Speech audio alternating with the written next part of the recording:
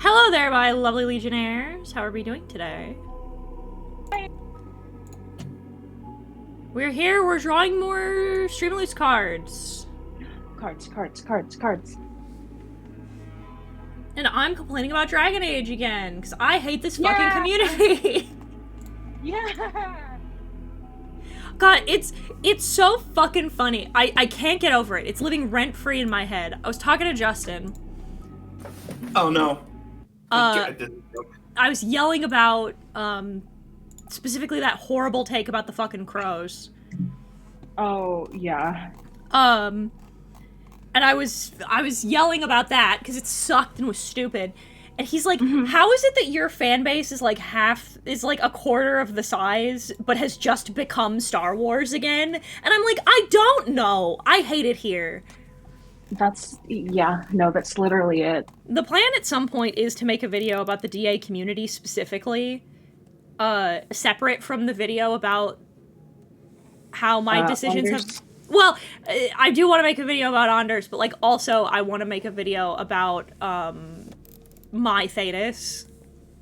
And just, like, talk about the choices I've made and where I see the story going for the characters I wrote.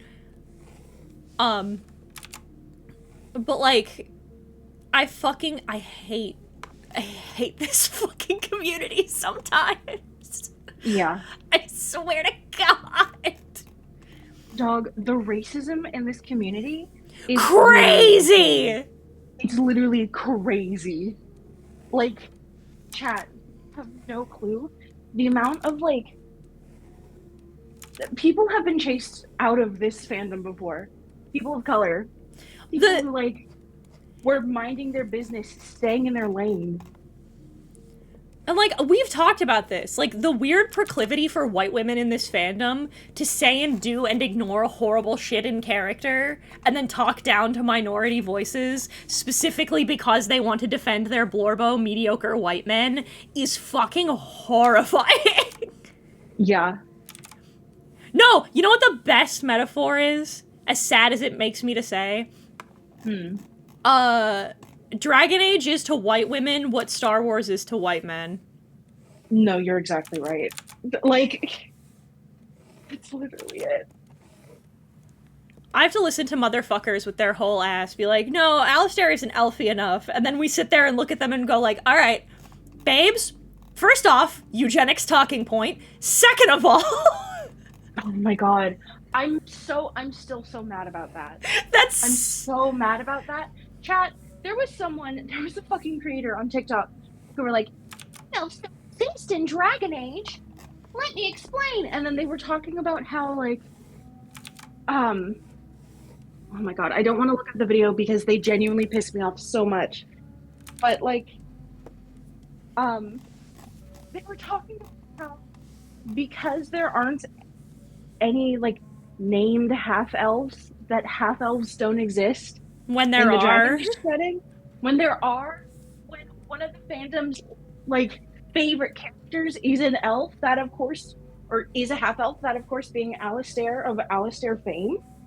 But, like, then people in the comments were talking about another character in DA2 and how he was elf-blooded but not a half-elf.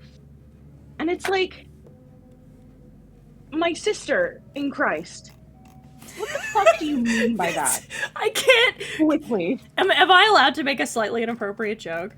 No. I mean, go for it. It's like if I looked you dead in the eyes and was like, well, you're Mexican blooded. You're not half Mexican.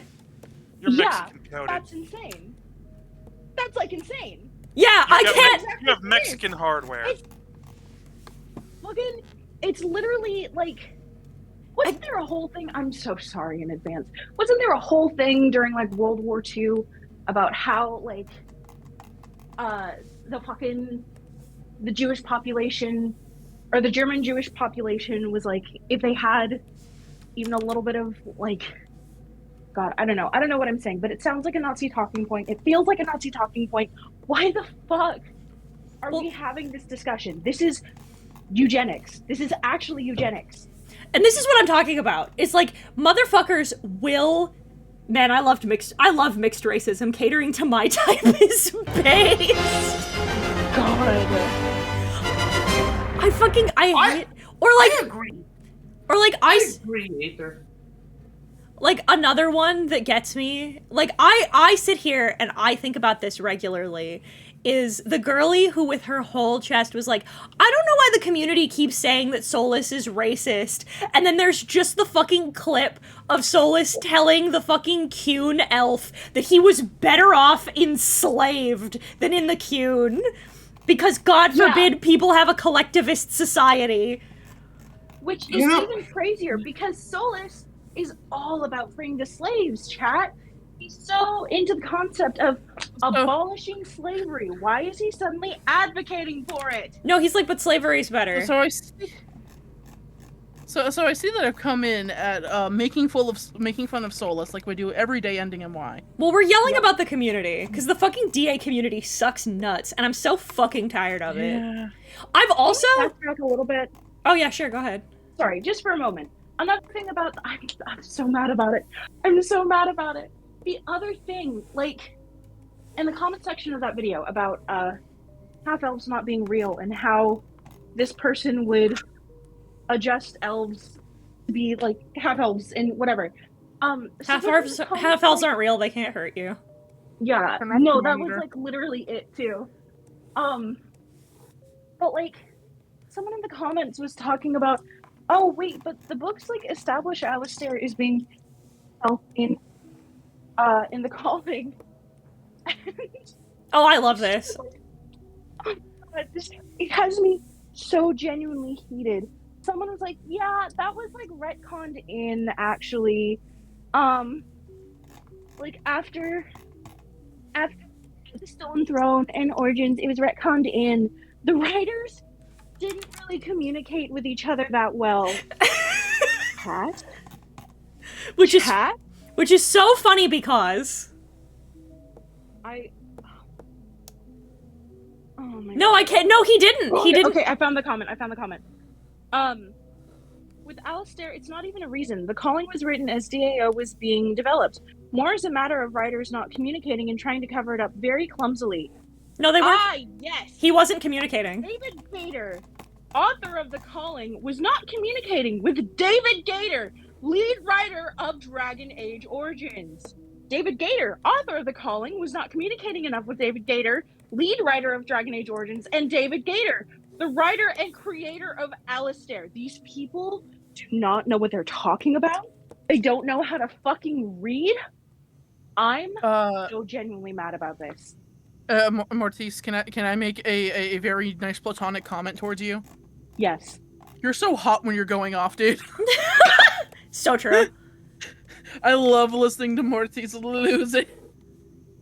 Yeah. No, I love it. Don't listen very often. I love listening but when to. I do. I love listening to the community be actively aphobic towards Lucanus. Oh, you know what?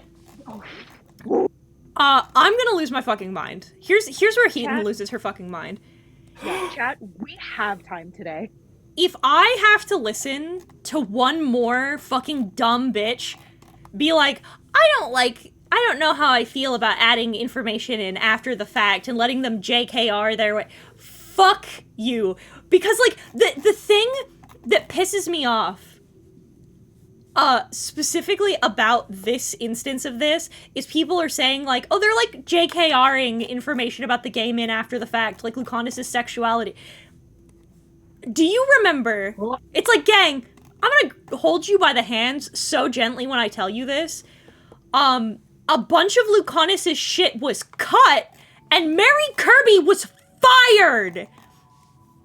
This isn't backtracking, this is this is the creator of Lucanus taking you by the face and going, EA wouldn't let me, so let me tell you what I did! This is, the way I worded it when I was, like, talking to myself while I was eating my lunch, while I was talking through this in my own head, because no one's in the house, I specifically said, this is like if you were at work, if you were working at Taco Bell, and the customer ordered a fucking chalupa. You walked in the back and started to make the chalupa, and your boss took it from your hands, threw it on the floor, and then said, pick it up and take it to the customer. And you did. And they looked at you and went, why is it like this? And you explained to them that your manager threw it on the floor and that there was nothing you could do about it. And they went, why are you explaining this to me after the fact? Give me the chalupa I ordered. And then you got fired. Listen, I have one better for you.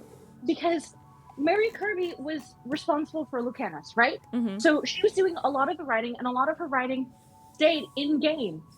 She said, point blank period, this is how I intended to write him. I wrote him as being Demi. I don't know what the fuck happened after I was fired. It's like being asked to make a burrito and then being told by your boss, hey, actually, can you take this burrito and make it nachos instead? You can't unburrito that burrito. It's still there, except now it's just fucking weird and like hard and closer to a tostada. But like, fucking, it's... Oh, it's so fucking infuriating. It's so fucking dumb. It's so fucking infuriating. I'm also, another one, was that fucking comment about the crows. Listen, I don't know a whole lot about Dragon Age. I know that Solus is an asshole. Everything is his fault. Everything is his fault. I would die for Bellara. Bellara. I would die for her. I would die for her also. I think we all would. Good. She deserves nothing but nice things in life, and also, what the fuck is up with this community? It's so... Like, what, like, I'm sorry, why is this attracting all the brain dead people? I'm sorry, but, like, I'm hearing these things, and, like, how do you function in your everyday life? The thing I know about Dragon Age is that there are no dragons. Yeah, there are. There are dragons. Oh, there are! There are dragons. I fought 3 of them! They're there! The blight happens because of dragons. What are you talking about? Just because they aren't common doesn't mean it's not a Dragon Age. It just... Yeah, they're a little rarer, but they're around. Secondary point. The exact reason why it's called the Dragon Age, by the way. It's, you know how there's like the beginning of eras and shit, right? Mm-hmm. At the beginning of this current age, a dragon was spotted, like it's kind of like the groundhog shit, right? But like with the dragon, so they called it the Dragon Age. This was like hundreds of years ago, but like, yeah, that's it, that's why. So, the Stone Age, the Bronze Age, the Silver Age, Then the thing Dragon Age. Yeah, exactly. Then the thing I know about Dragon Age is Iron Bull, which is the based of you, honestly. And then the next age we've got coming is the Jeff age, when Jeff finally gets out of his fucking house. Listen. Yay. Listen, I don't see a blue whale in my day-to-day life, but I'm pretty sure the fuckers are still there. How do you know? Have you checked? Eben. Yes. Which card are we drawing? Because Mean Boy asked. Oh, so this is Zachariel. This is the, may your L's be many and your bitches few. Based. Based. I picked Zachariel for this one because he is an angel. Just like Gabriel. Just like Gabriel. May your L's be many and your bitches few. He just gets to do all these lines. And I appreciate... You know what, Heaton? I don't. As I said, you don't see many blue whales in rural Ireland. Well, then how can you be sure? Fucking... How can you be sure they're not right behind you? You don't know. Have you seen the blue whale that hides from gay people? How can you spot it? Okay. How can you spot an elephant hiding behind a tree? How? You can't. It's hiding. Oh. Damn, that's crazy. Yeah. I made Zarakiel to specifically to smooch one of Dio's characters, which, spoilers, is another- you'll see another one of the characters I made to do that later today. I win. My championship, my victory. Do we want to talk about the lore with Ariabella and Sicario, or no? The in-character lore or the lore? The lore. No, we can talk about the lore. Okay, cool. So I made Ariabella as like a fun little thing because I wanted a pretty orb, right? That's her, by the way, on the left. Yes, that is her. She is very sweet. She is baby.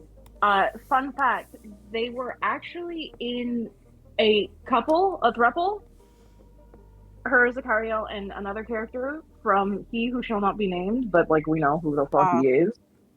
Yeah. And fucking it was a matter of like Keaton and He Who Shall Not Be Named coming into my DMs at the same time, like, can I make a character for her? And I was like, what if polyamory? She has 2 hands.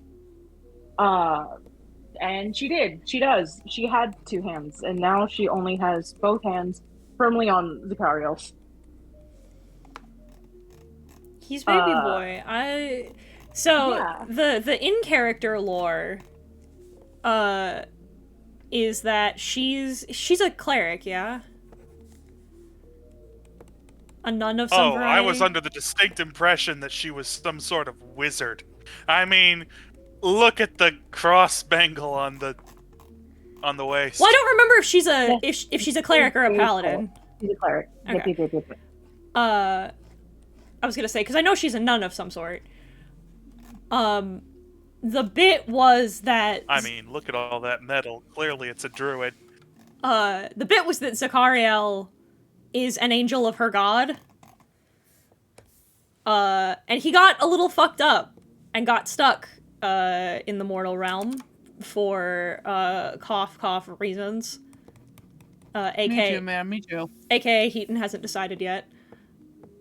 And the bit was that she helped nurse him back to health. And he was like, damn, she needs a guardian angel, actually. I have decided just now. So I think I'll stay until she can help me get my wings back. It'll be cool, don't worry about it.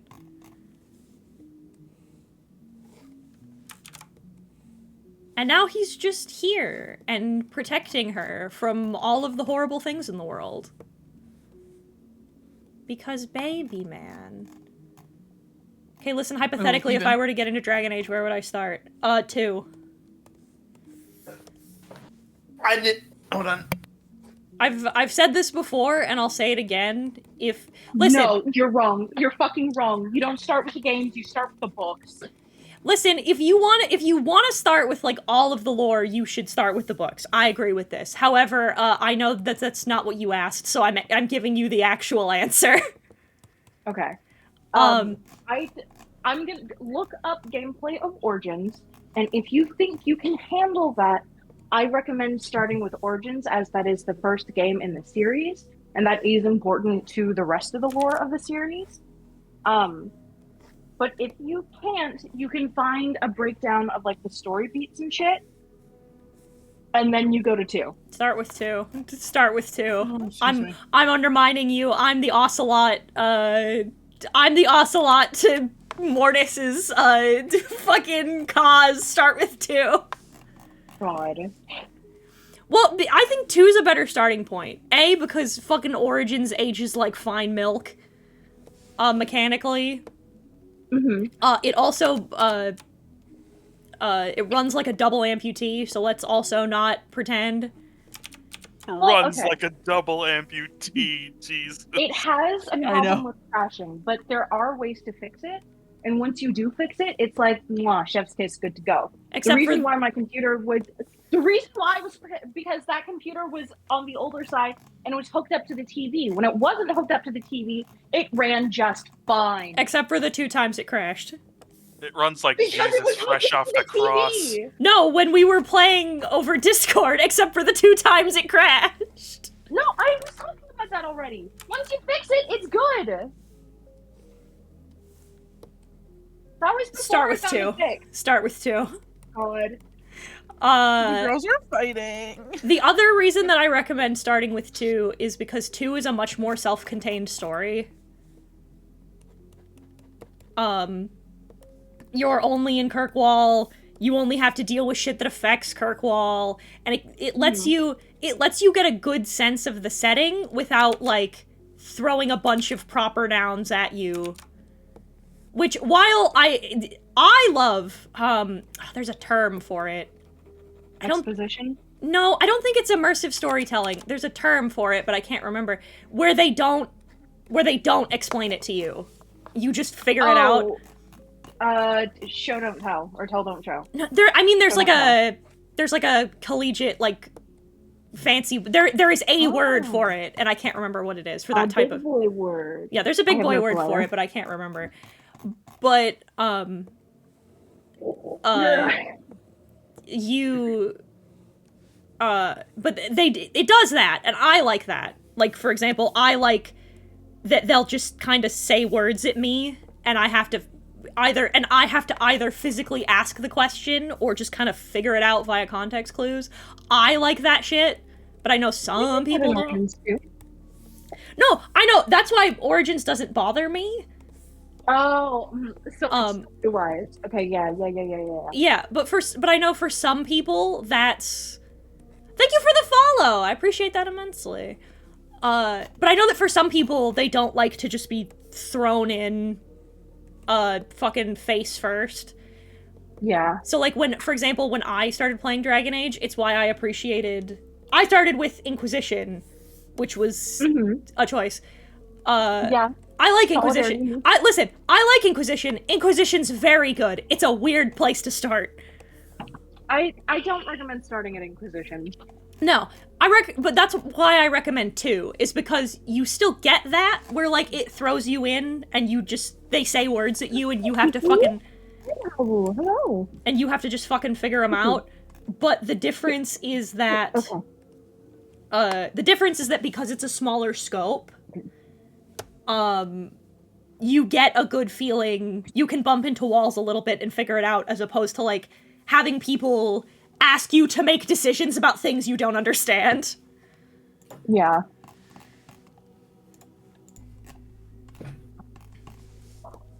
For gameplay, definitely start with 2. But for the lore, you start with the books.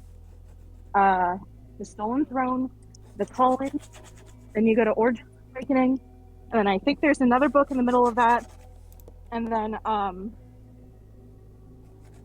sorry, I'm, like, actively on my feet right now. Oh my god, and then you go through the game. Our fandom is Star Wars. Fuck. Meanwhile, Emma and I are having an interesting conversation.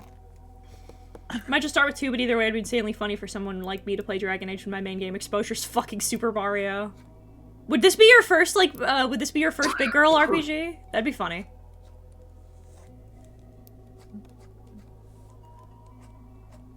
There's a lot of good shit in it. I like the way that Dragon Age plays. Your first big girl ARPG, I'd be so proud of you. I never use the stratagem modes ever and do the real-time combat because I don't have the brain for it. Eben, can I ask you a question? Always, my dear. Have you ever played Transistor? I have a fucking funny story about why the answer is no. Aww. No, I have a fucking funny story. So, I have Transistor. I tried to play Transistor, and it didn't work. Huh? So, on my old computer, when I downloaded it, it just wouldn't work. I got a bunch of weird errors, as is my wanton way. You know me, you know how it be. This is why we don't mix the Eldritch with technology. It's true. And I was like, what the fuck is the problem? So I did a bunch of Googling, and I looked it up. Hey, did you know that sometimes, very rarely, you just get a bad copy? Oh no. sometimes when you download the file, the computer can just be like, nah, which is the equivalent of buying a disc that comes pre-scratched. Oh no. Oh no. So the version on my old computer was, the EXE was just unplayable.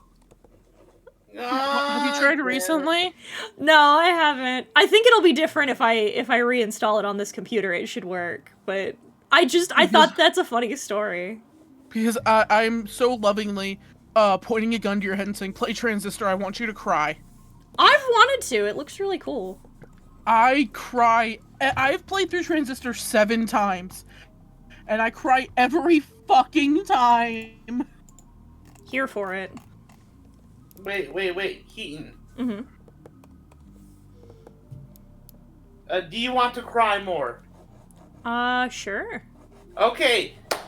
I'm gonna point a gun to your head too. Play Pokemon Mystery Dungeon Explorers of Sky. I've been wanting to try Pokemon Mystery Dungeon. Emo is a professional hamster. Aether and They I are good games. Aether and I are currently doing a handshake meme with one hand and holding a gun. Handshake, cry. Crying and also using the other hand to point a gun at you. I was about to say, there's just a handshake going on with 2 fucking pistols pointed at the back of my dome. Get in line. Can I bring up? Thank you for the bits. I appreciate it. Oh, you know what? I hope you're doing okay. I'm not, and I'm going to explain to you why. Because God fucking damn it. Are we getting back into Dragon Age? No, this is about what happened this morning. Oh no, what happened this morning even? What happened this morning? So if you follow me on Blue Sky, God. You may have seen me post about my beef with the fucking smoke detector. I didn't, but I saw like your message in the server. So, oh my god, Eaton. So, okay. I'm going to explain to you what happened in the order of how it happened, because I want you to feel as crazy as I felt. While I was gaslit by my own home. So, I've had this happen to me before, with the one that's in my room. I woke up, I shit you not, at 2 a.m., months ago. I woke up at like 2 a.m. because the fire alarm, the smoke alarm in my room was low on batteries, and so it was just beeping loud as fuck every 30 seconds. And I tried to sleep through it. I simply could not. So I was bumbling around at 2 in the morning in the fucking dark, trying to put the batteries in the smoke detector. The point is that I knew how to do it, and I knew that that's what that was. So I wake up this morning, and I hear the cat crying and complaining because she wants somebody to sit with her while she eats breakfast because she's an entitled little bitch. Baby. And so as I'm getting up and getting ready, I hear beep. What? And I wait a couple seconds. Beep. And I'm like, oh, it's fucking smoke detector's low on batteries. All right. I'm like, I'll make breakfast and then I'll deal with that. So I make breakfast. Now, here's what happened. First of all, the layout of where the smoke detectors are in our home is fucking stupid. I'm going to, hang on, let me fucking pop up a new, so I can show you, alright? So here's the layout as it stands. This is so important. My room, Justin's office, my bathroom, hallway,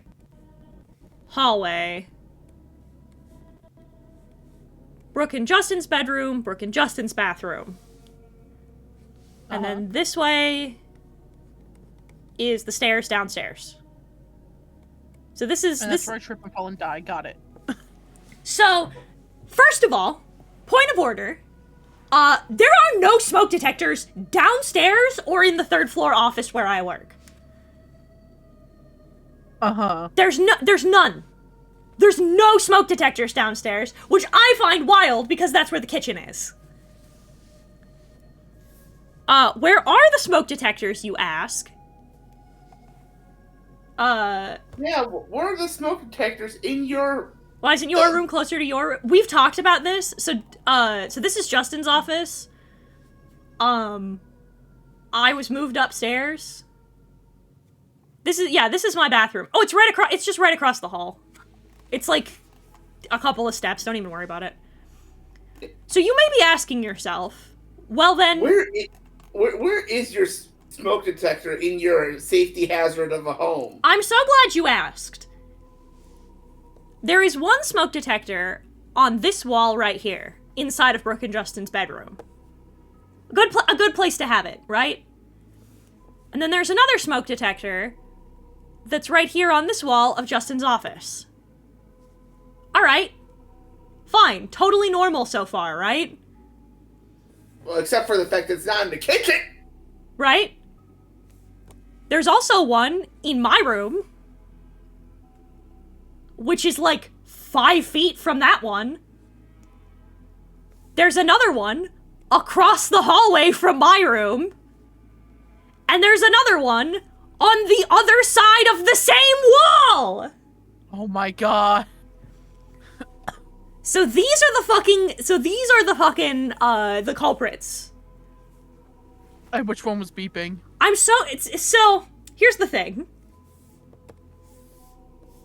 No matter where I stood in this hallway, it did not sound like it was coming from where I was standing. If I stood here, I heard it over here. But if I stood in here, it sounded like it was coming from down the hall. And if I stood down the hall, it sounded like it was coming from back in here. But if I stood next to this one here, it sounded like it was coming from downstairs, which it couldn't have been because there were no smoke detectors downstairs! So I shit you not, I spent 20 minutes. So I woke up at 7. It's now like 8:30. I spent 20 minutes up and down and up and down and up and down the hallway. And I'm like, I can't fucking figure it out. I can't figure it out where it is. So I'm like, you know what? I'm just gonna start changing batteries. Fuck this shit.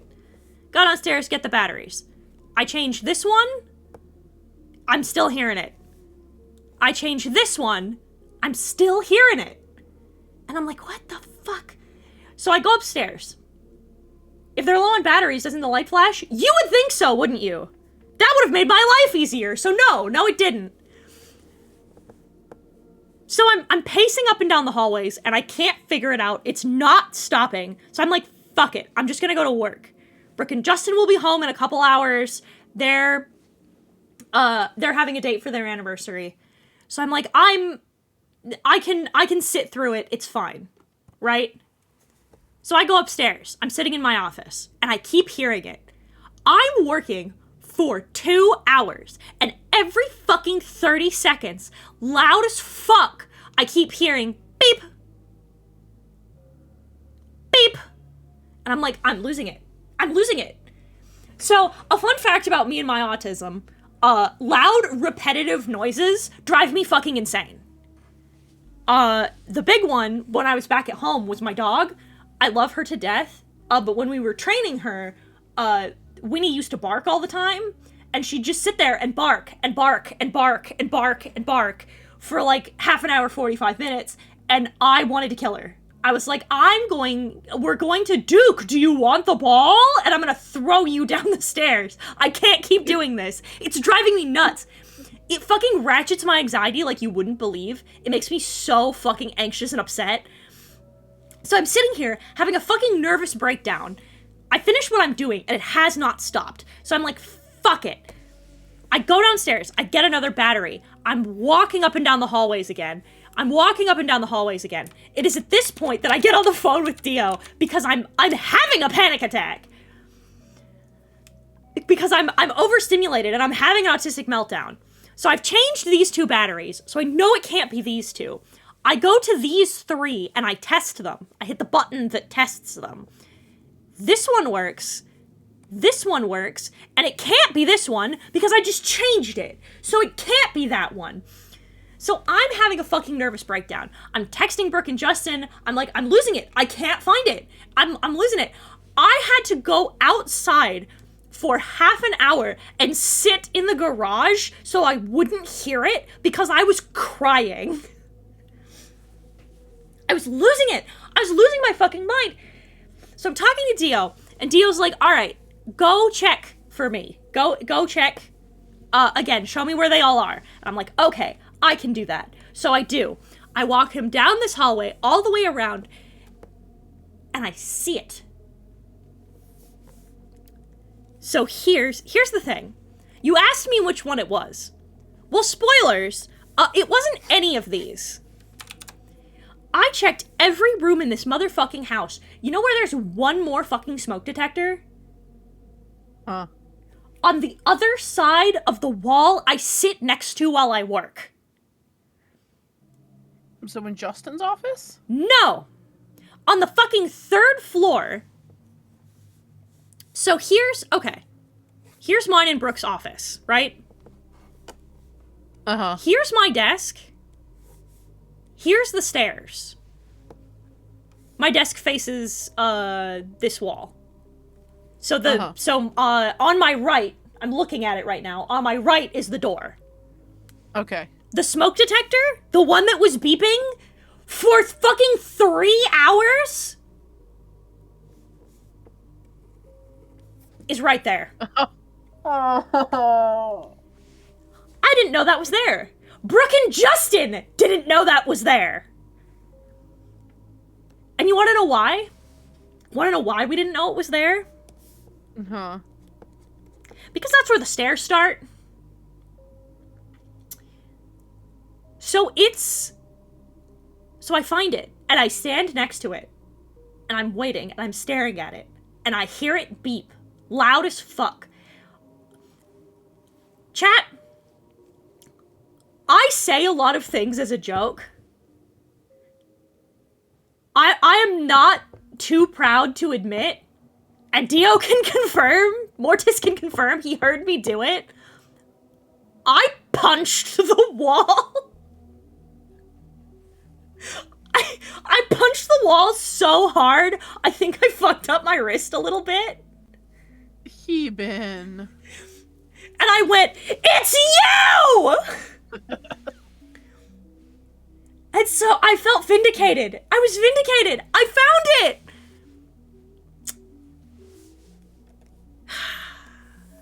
You want to know the problem?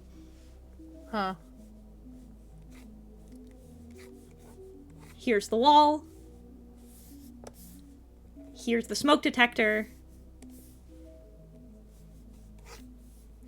Here's the fucking stairs! So I'm here. This is obviously not to scale, but like, so I'm here.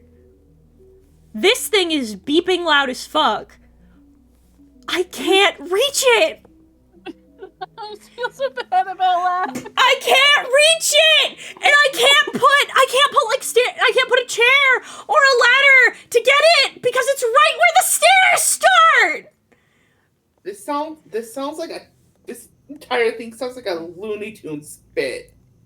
I was in fucking hell. I tried to reach it and I like started sobbing because I couldn't reach it. I couldn't get it. So I just went back into the garage and I had to wait for Brooke and Justin to come home. Help me. So Brooke and Justin come back. I look at Justin and he goes to get a battery and I just hand him the one that's been in my pocket this whole time.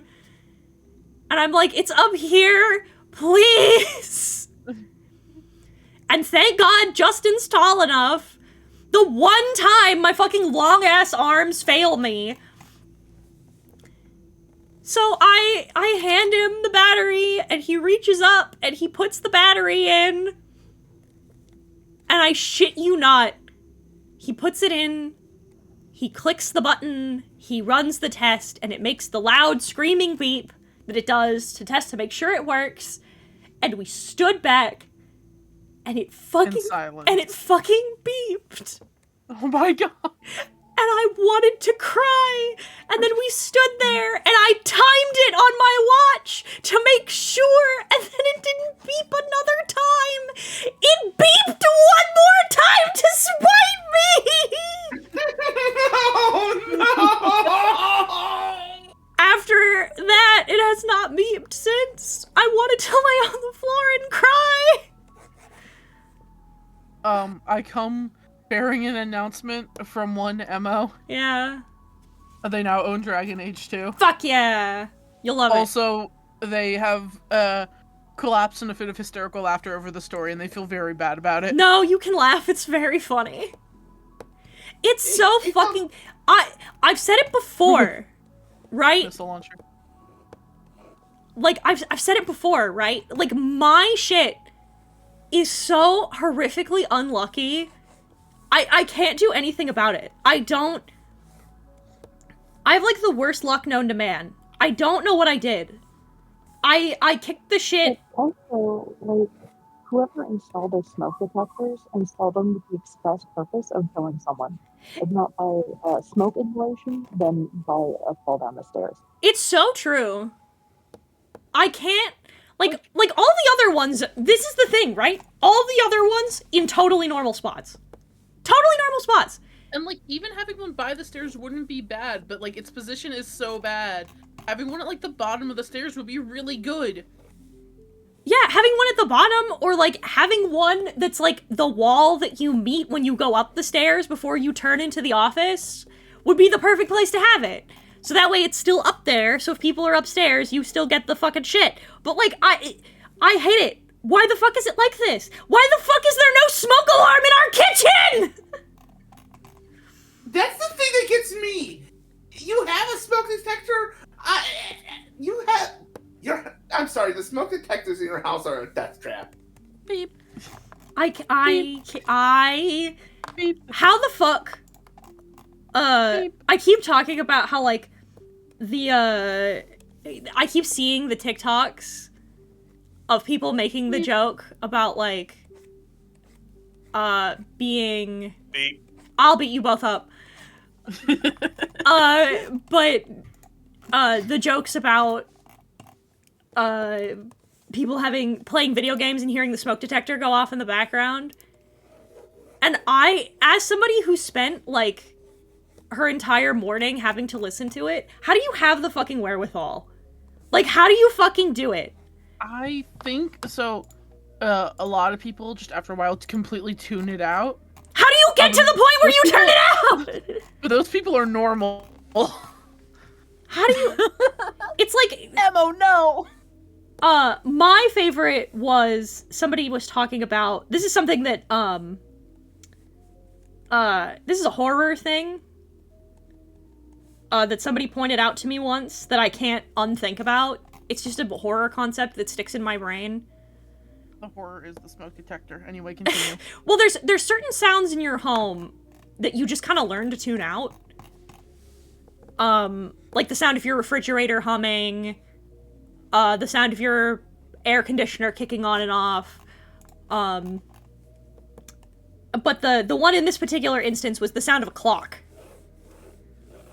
Like, you'll notice a clock ticking when you first walk into somebody's home, but, like, after maybe 2 minutes, you don't hear it anymore. Because your body's just used to it. You're just used to the sound of a clock.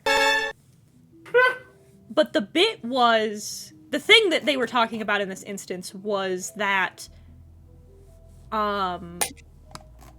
your body is so tuned to little things like that it creates a pronounced sense of paranoia when you can't hear that sound anymore.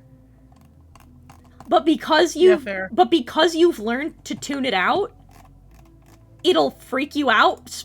You'll lose it because you don't know what's different.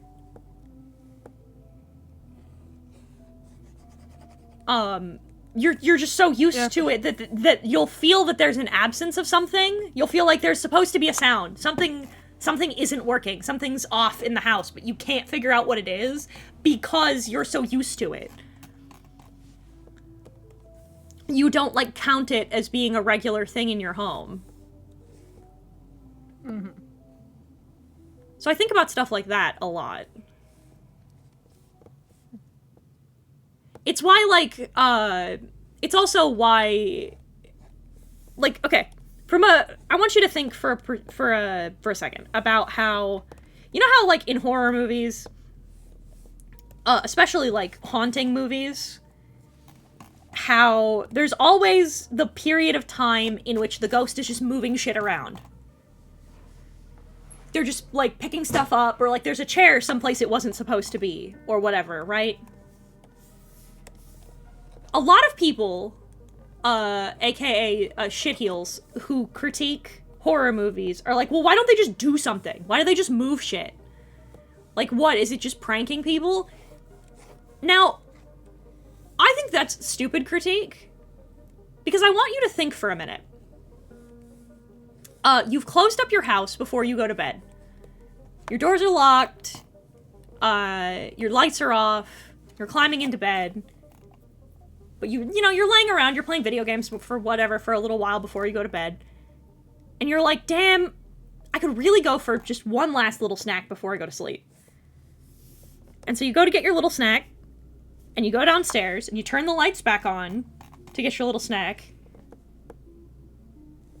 And where once you had put all of your chairs back at your dining room table, there is now one turned to face you, instead of where you left it.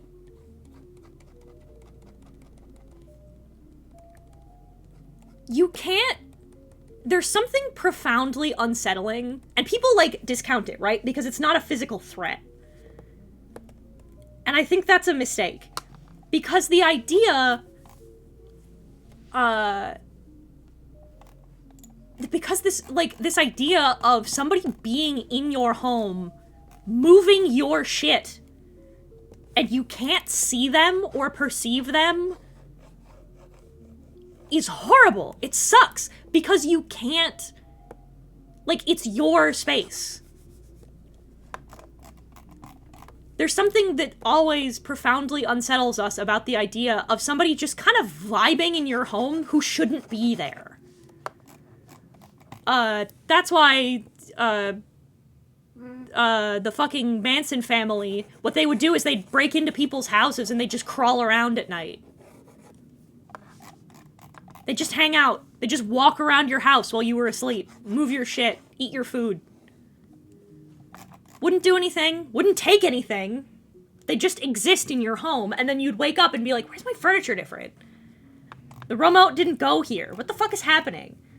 Because it creates this sense of horrible paranoia to know that there's another person in a place where you're supposed to have everything accounted for. But nobody thinks about that, because it's not fucking directly a threat, and I think that fucking bites. You have to, like, consider, especially in spooky movies, you have to consider, like, from the perspective of a person in the day-to-day, that, like, if you lived in a haunted house and your shit was getting moved around, you'd be freaked out. It'd be weird. You'd hate it. But nobody does. Nobody considers the ghosts.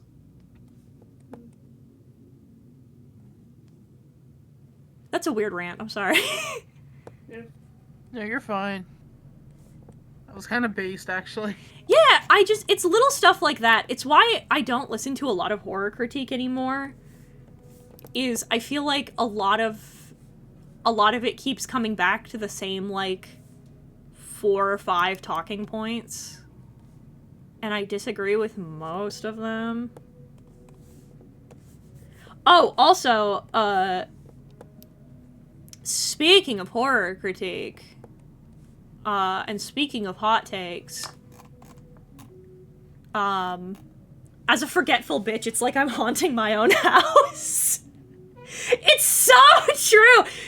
Nobody this is, before I get into my other thing, nobody talks about how when you have fucking memory problems, because this happens to me too, right? When you have fucking memory problems, that's the worst. Is I scare the shit out of myself on a regular basis because I'm like, no, I'm positive I did not put that there. And then I'll double check and be like, no, this was me. No, I did put this here. So I'll just freak out and be like, what the fuck? Am I haunted? And it's like, no, you're just a dumb asshole. Fucking figure your garbage out, moron. But yeah, so, yeah, speaking of horror critique, and hot takes, so chat, so call, y'all seen that new Urban Spook episode? No. Oh, I haven't seen it, but I know it exists. Alright.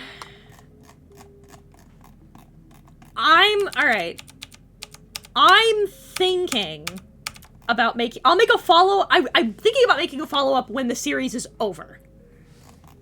When we've rolled credits, when it's all over, I'll make a follow-up. Because I do want to talk about the series in its totality once it's done.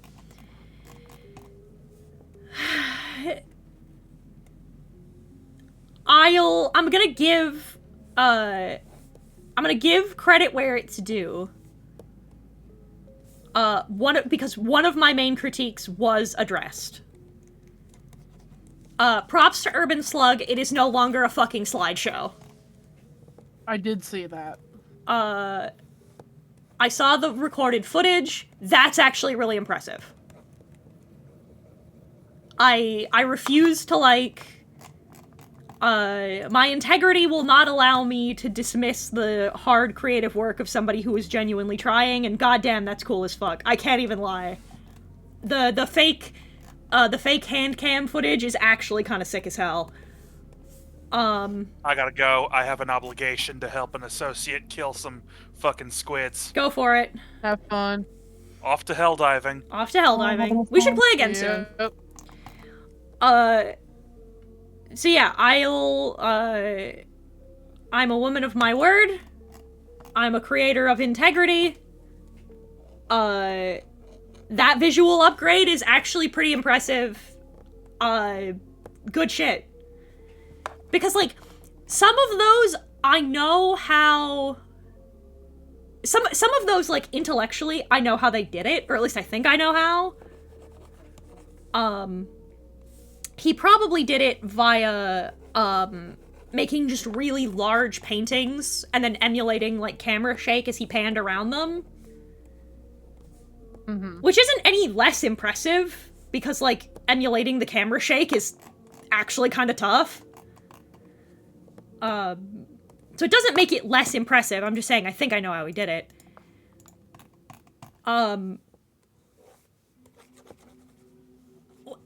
What the fuck? So, like, we've quadrupled down, on just bad shit happening for no real reason. Yeah. A big fan of that fucking big middle finger. Corey's back! You remember? You remember the 11-year-old boy? We found- Why is he back? We found the rest of him and his sister!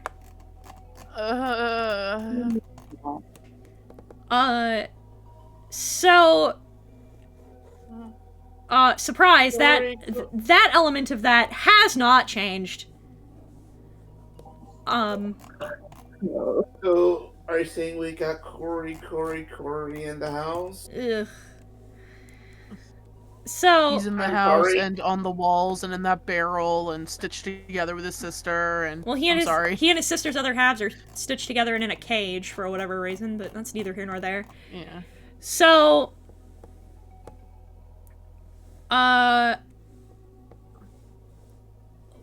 what the fuck was the ending of that? Because, well, ladies and gentlemen, we got him. We got him? Yeah, the painters got arrested at the end of the new episode.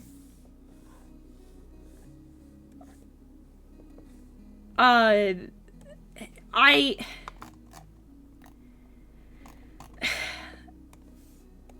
think that's kind of shitty and anticlimactic, but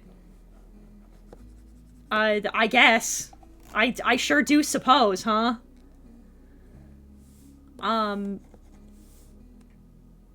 It turns out the main character painter was a woman. Her name's a pun on Mona Lisa, because of course it is. The other guy helping her... Okay, so... if I said names, none of you would remember, because why would you? You remember the cop whose family got turned into soup? Vaguely. They got put in the barrel and they got vaguely souped? Yeah. The other helper was him? Oh. I mean, I guess it makes a kind of sense how they evaded so much police if the helper was a cop. Yeah, I guess he'd ripped his own hands and face off to... and then put it in the soup so they'd think he was... Also in the soup. So they'd think he was also in the soup, but why he did that, I don't know. What was his motivation for that? Dunno.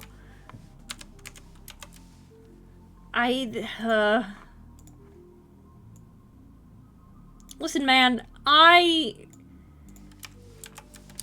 don't know. I don't know. Shrug emoji. Whatever, I guess. Okay, do we know... It kind of feels like he's just ready to be... Oh my god, hello? Yeah. It just kind of sounds like he's ready to be done with the series. It sure felt like I'm so ready for him to be done with the series. Yeah, me too. I was about to say, yeah, also, me too, bestie.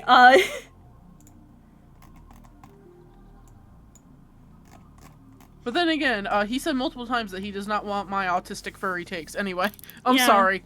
Yeah, that bit always makes me laugh.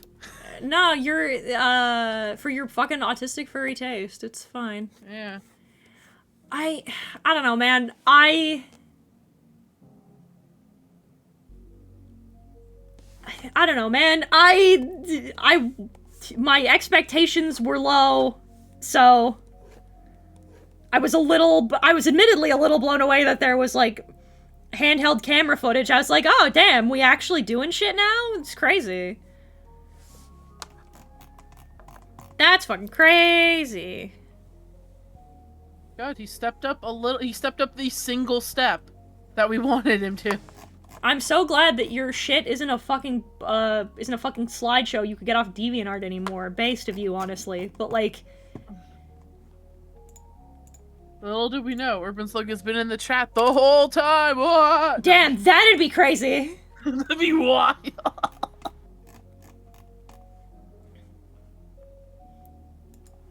I don't know if he watched the video. He never left a comment. And I don't go on Reddit, so God for fucking bid I find out. But hey, Urban Slug, if you do ever see this, why? That's it. That's end tweet. Talk to a therapist. Or several. Cause, like, it's... I've said this before, right? I think that, like, inherently, the critique of, like, horror creator is bad because horror creation is stupid. Like, I think it's, like, inherently bad critique, but, like... I don't think just because you create a thing that you should be treated as if you want said thing to exist. Yeah, so, like, that's what I'm saying, is, like, if you write about exploitative content, yeah, that... Yeah, so, like... Yeah. So I feel like inherently, the thing about this is that, like, you have to, like... And it's just a thing you have to keep in mind, right? But, like... There's a difference between, like, somebody like me making, like, exploitative making fucking, like, grindhouse content. And, like, the behavior that comes with it. And that's more my problem with him. And that's kind of why I brought up, like, all of the shit with Postura. Is because, like, there's a difference between people, like, for example, I see a lot of people talk a lot of shit about Stephen King. And, like, some of the repeated motifs in his work. And, like, I do want to specify, right? Like, if, like, shit in Stephen King books, like, upsets you, then, like, that's totally fine. I get it. It upsets me. But, like, people acting like Stephen King's, like, a freak or a bad person because of these repeating motifs is a little disingenuous. Mm-hmm. And I think doesn't take into account, like, what he's trying to say with those things. It's when you respond to that kind of shit with, like, with that attitude of, like, well, you don't know what you're fucking talking about, this, that, or the other, or you get weirdly defensive about it, that's when it's... How the fuck did they phrase it? Somebody I watched a while ago phrased it like, if you watch Cannibal Holocaust in order to, like, get a better idea about filmmaking, that's one thing, but if you say Cannibal Holocaust is your favorite movie, that's the problem. Like, that's the energy, right? Like, the problem isn't that you've seen the movie, the problem is, like, you shouldn't be that attached to that movie. That's the vibe. That's why I don't like him or trust him. It's why I feel that way about Garth Ennis, too. It's because, like, the way that Garth Ennis talks about his shit makes me uncomfortable. Mm-hmm. Which is why... Garth Ennis' writing in general is uncomfortable. Yeah, he's weird. I don't know what his fucking damage is. A lot. 2 things. First of all, Emma would like to know which class to pick. Don't play mage. Anything else is fine. I recommend mage, but also don't play mage for your first playthrough. Listen, not because it's hard or anything, but because there's one specific fight closer to the end. Oh. Yeah, it's 100%. Mage is a good class. Don't start with it. I just love the duality of don't play mage. I like mage. Don't play mage. Secondary. Hi, as someone who is stupid and dumb, who's Garth Ennis? The creator of The Boys. The comic. Huh? The comics. Huh? You've never heard of The Boys? Oh, The Boys. Okay. No, my auditory processing disorder was kicking in and I kept hearing the voice. And I was like, huh? No, The Boys. Oh. Okay. Yes, I'm aware of The Boys. Yeah. I've never seen The Boys, and I'm probably never going to see The Boys, but I am aware of The Boys. Yeah, he wrote the original comics. Which, if you're going to consume The Boys, if you're going to consume anything related to The Boys, watch the show. Just watch the show, skip the comics. Can I share with you a comment on the last Urban Scoop video, by the way? Yeah, go Just for the it. one. Okay. God, let me find it again. I want the last episode to just be courtroom drama. No gore, no screaming, just an up-and-up explanation of what the hell this series is. And honestly, yeah. It'd be kind of funny. I think it'd be interesting. I'd give props because that'd be a departure, and it'd be impressive. It'd be an impressive choice. Okay, so Keaton. Mm-hmm. I love listening to you guys. Go. I love all this. I am feeling the E. Go eep. I am feeling the Go E. eep. I'm sorry. No, it's cool. Go eep. Go eep. Go seep. I'll take care though. Okay. This is a threat affectionate go eep. Okay, I'll eep. Again, I love you guys. Love you too, dear. Bye. Thank you for letting me hang out with you guys. Always. Of course. Who is that guy? Who the fuck is that? I don't know why, that's one of my favorite stupid jokes. It's not funny, but the fucking bit is not funny, but every time I have somebody that I know and like is like, goodbye, I love you. Who the fuck was that? It's not funny. Why did he look weirdly like Maleficent? As the bit. What the fuck was I talking about? I cannot wait. Urban Spook. Courtroom drama. No, it was before that. Garth Ennis? Oh, yeah. That energy makes me uncomfortable. I don't like it.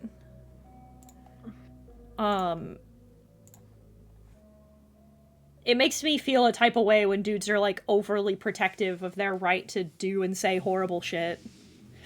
Oh, he's one of those. Yeah.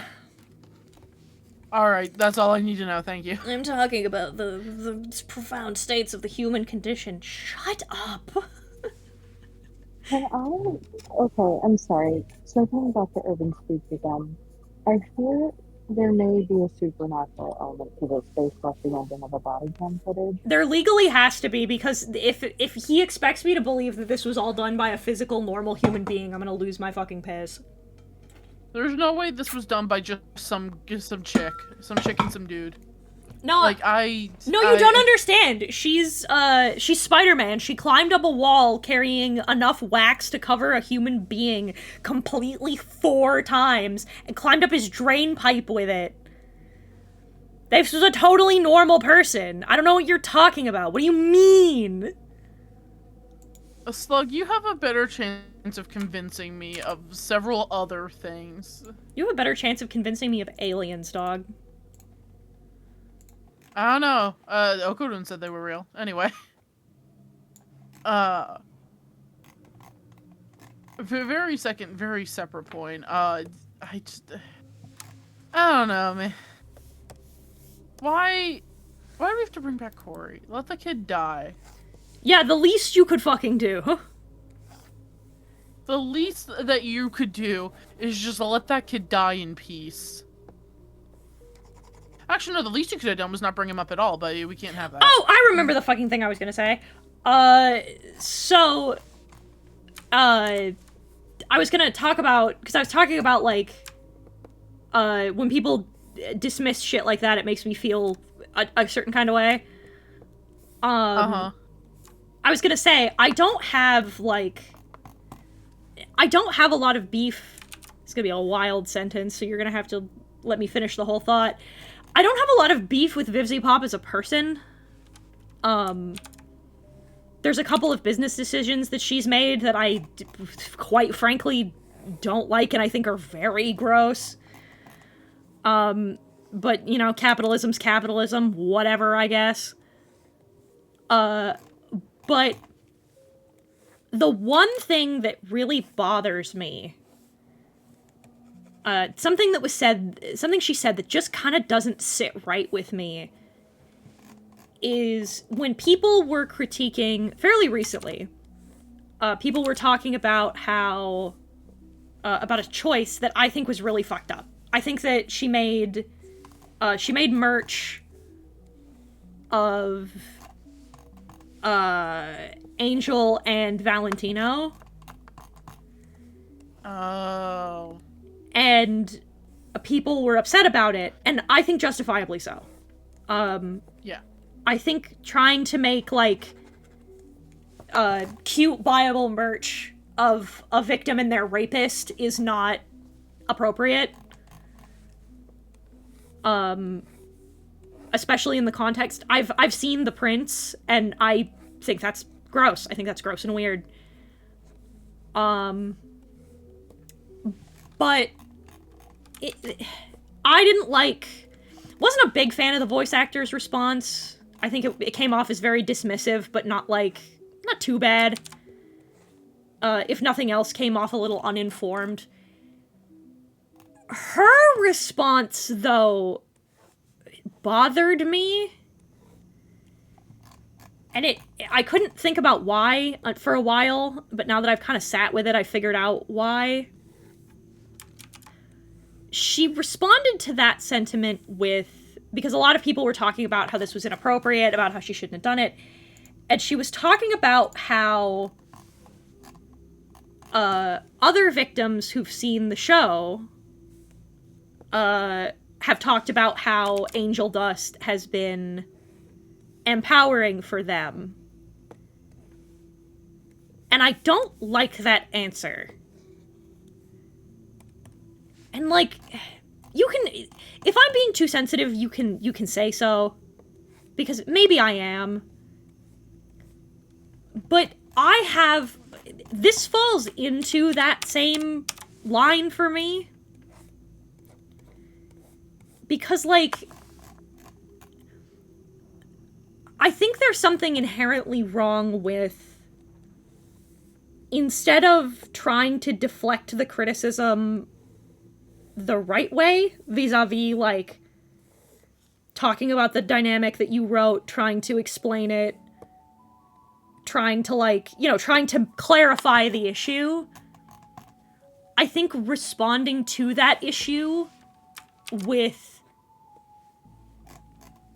listen, I know you were re-traumatized, but other people weren't, so stop complaining about it, I think is kind of gross. No, you're fair. Like, I think you... I think there's a lot of problems with the way that Angel Dust is presented. And not inherently... Like, a lot of people say it's because Viv's is a... I've heard people say that it's because Viv is a rape apologist, and I think that's not right. I'm a firm believer of the axiom, never attribute to malice what could easily be attributed to incompetence. Mm-hmm. And I think it's a lot of... So, okay, I've said this before and I'll say it again. I'm assembling a video, I have to sit down and watch all of Has Been Hotel before I do it.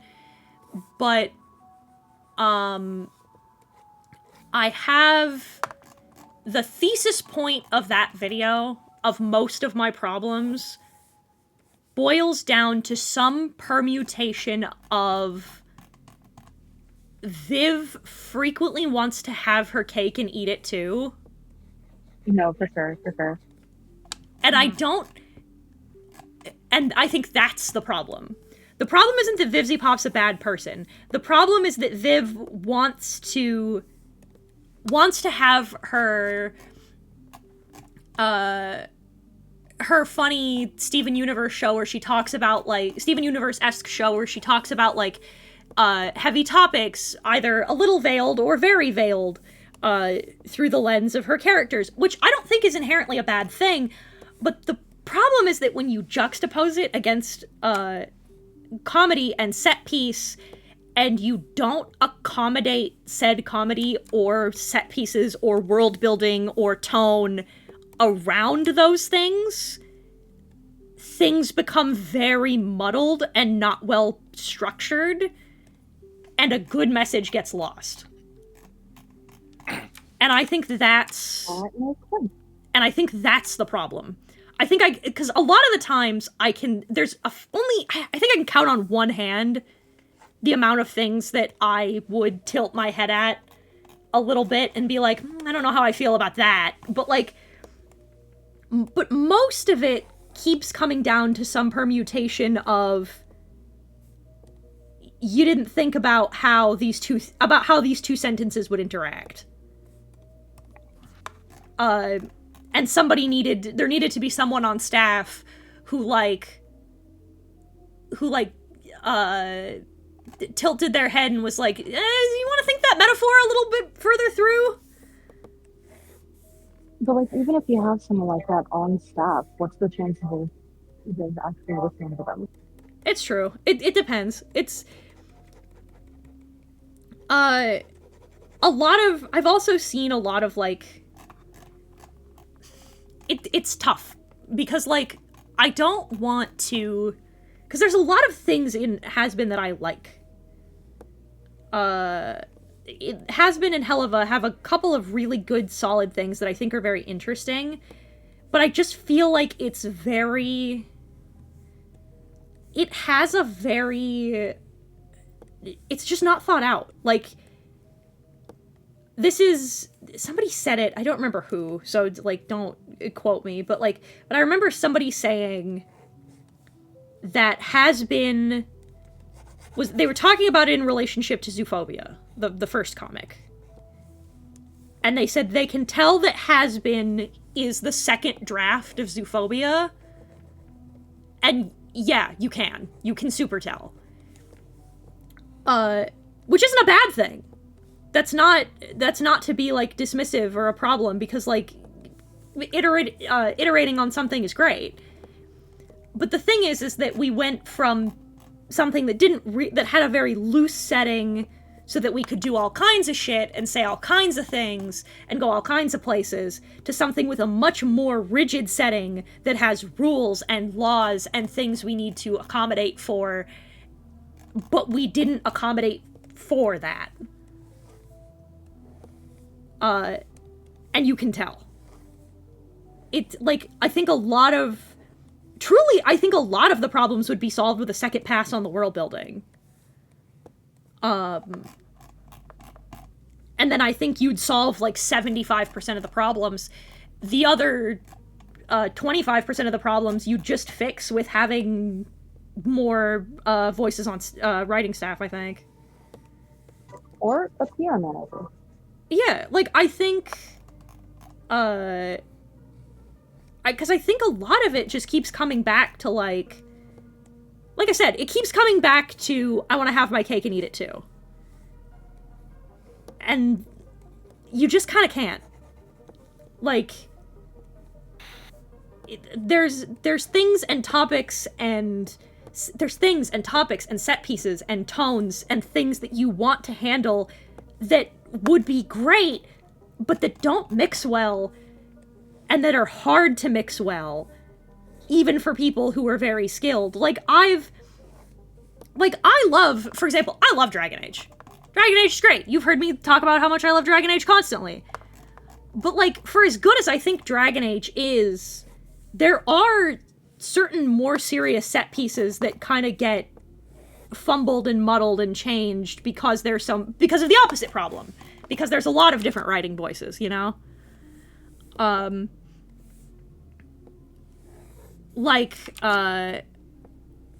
Somebody in chat just said, or Daedalus said, what's the deal with the dwarves? I don't know. Well, we kind of know, but... Not really. You'll see. Like, but that's just it, right? Is, like, outside of Origins and what we learned in Veilguard, we don't know very much. Nope, not at all. We know things. Well, okay, we know things that Varric has told us in passing about what Orzammar is like. But, like, we don't know much about them, like, societally. No, we do know about them societally. Within Orzammar, and we do kind of cover it in Dragon Age 2 because of Varric and Bertrand. Class 2 into Inquisition, we don't get much, if any at all. And then in Veilguard, we get the dump. But by comparison, when we spend so much time with the Dalish and the humans, and we don't have as much. Somebody talked about this, and I agree with it as well, is one of the takes that I hate, is they're like, oh, Veilguard retconned a bunch of things. Like, no, it didn't. It just established that a lot of the things we knew were lies. Which is fine. Like, it's totally fine to establish that, like... Because spoilers, as Solis told us, like, most of the shit that the Dalish thought they knew, they were getting third hand from bad sources. And that's what happens with ancient history. When nobody's around to explain it to you, you kind of extrapolate off of what you have, and sometimes that shit's not true. It's the way that history is. So, like, having things and information change over time is fine, but it is a little exhausting when it feels like we've just learned how an aspect of the world works, and then we learn in the next game that that's not how it works at all. Like, I get that. I get the frustration with that. I feel that sometimes. Like, just as you feel like you start to have a handle on how the world works, they change it on you. And yeah, from a narrative perspective, I also don't like that. So I don't think that this is a problem that's unique. And I think that's part of the problem that I have with the conversation about things like Has-Been, is a lot of people don't want to have the conversation about... They don't want to have a conversation about how normal these problems are. Like, a lot of people will hurry out of pocket to dismiss things that are pretty mild baseline critique.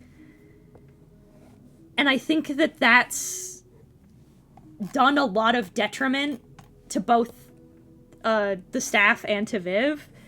That you can't really accept a mild critique when also, on top of that, fucking psychopaths are trying to tell you that you murder babies and shoot little kids in the kneecaps to steal their candy, you know what I mean?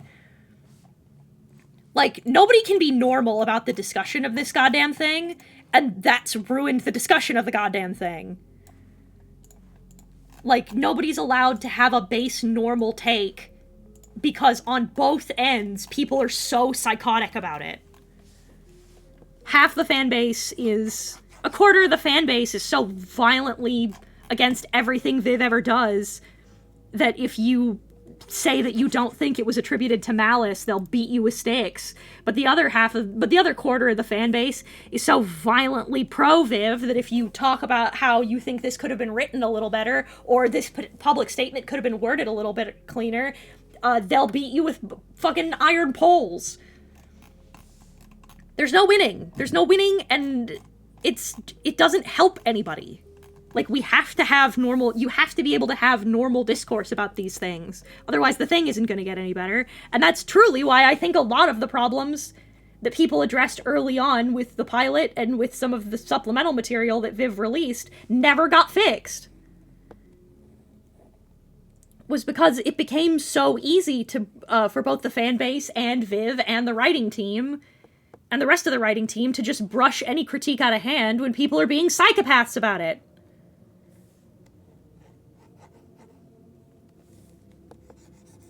It's a lot. Yeah. Sometimes there's just a point where you have to lift your hands off the thing and back up. Yeah, again, a lot of the problems I have are not things that are impossible to fix. They're not things that are even that big of a deal to fix. They're just things that, like, second, third draft, and, like, a second set of eyes on it would have fixed. And I also, like, oh, yeah, okay. Okay, Google, set a timer for 2 minutes.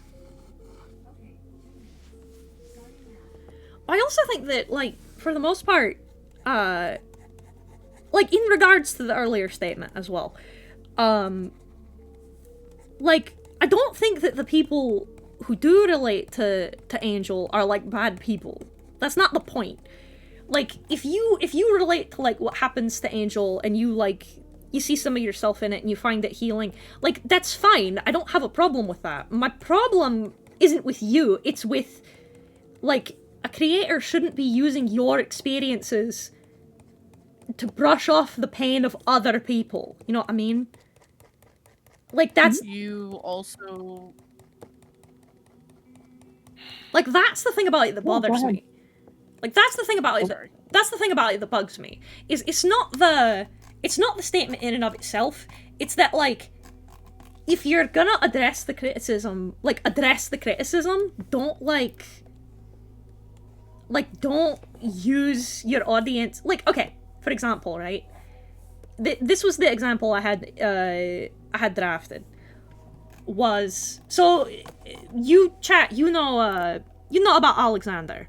About my character who's the bad man who likes the elf girls, right? Oh, yeah. So I have him for 2 reasons. For, like, ludonarrative reasons, right? Like, reasons that don't relate to, like, the actual story. One of them is because he's... Don't know if you know this, but, like, fun little lore detail if you didn't. He's meant to be a critique of lolicons. He's a... Good, critique them harder. He's a critique of, like, the mentality of, like... Well, they're actually, like, 500. Okay, Google. Stop. Specifically because... Sorry, I let my bitter come out there for a minute. No, yeah, no, you should. Because, like, that's the bit, right? Is, like... Because that's why he specifically attacks young elf girls, is because they physically because you lose no matter what. Like, if the idea of them looking and acting like children is, like, too much, it's too intense, then they can act like children but look like adults, which is still bad and wrong and gross. Or they can look like children and act like adults, which is still bad and wrong and gross. So you can tweak it with whatever, like, level of comfortability you have to work within your own boundaries, but the point still remains the same, right? It's a critique of the idea that men who prey on women who are mentally, emotionally more vulnerable, and men who sexualize that level of youth are fucked up and gross and weird. But if I'm running that campaign, and we'll say, just because the two of you are here, if I say, if I'm like, I'm gonna run this campaign, this is the deal, because I refuse, when it comes to stuff like this, I'm not gonna let my players go in blind and figure that out later.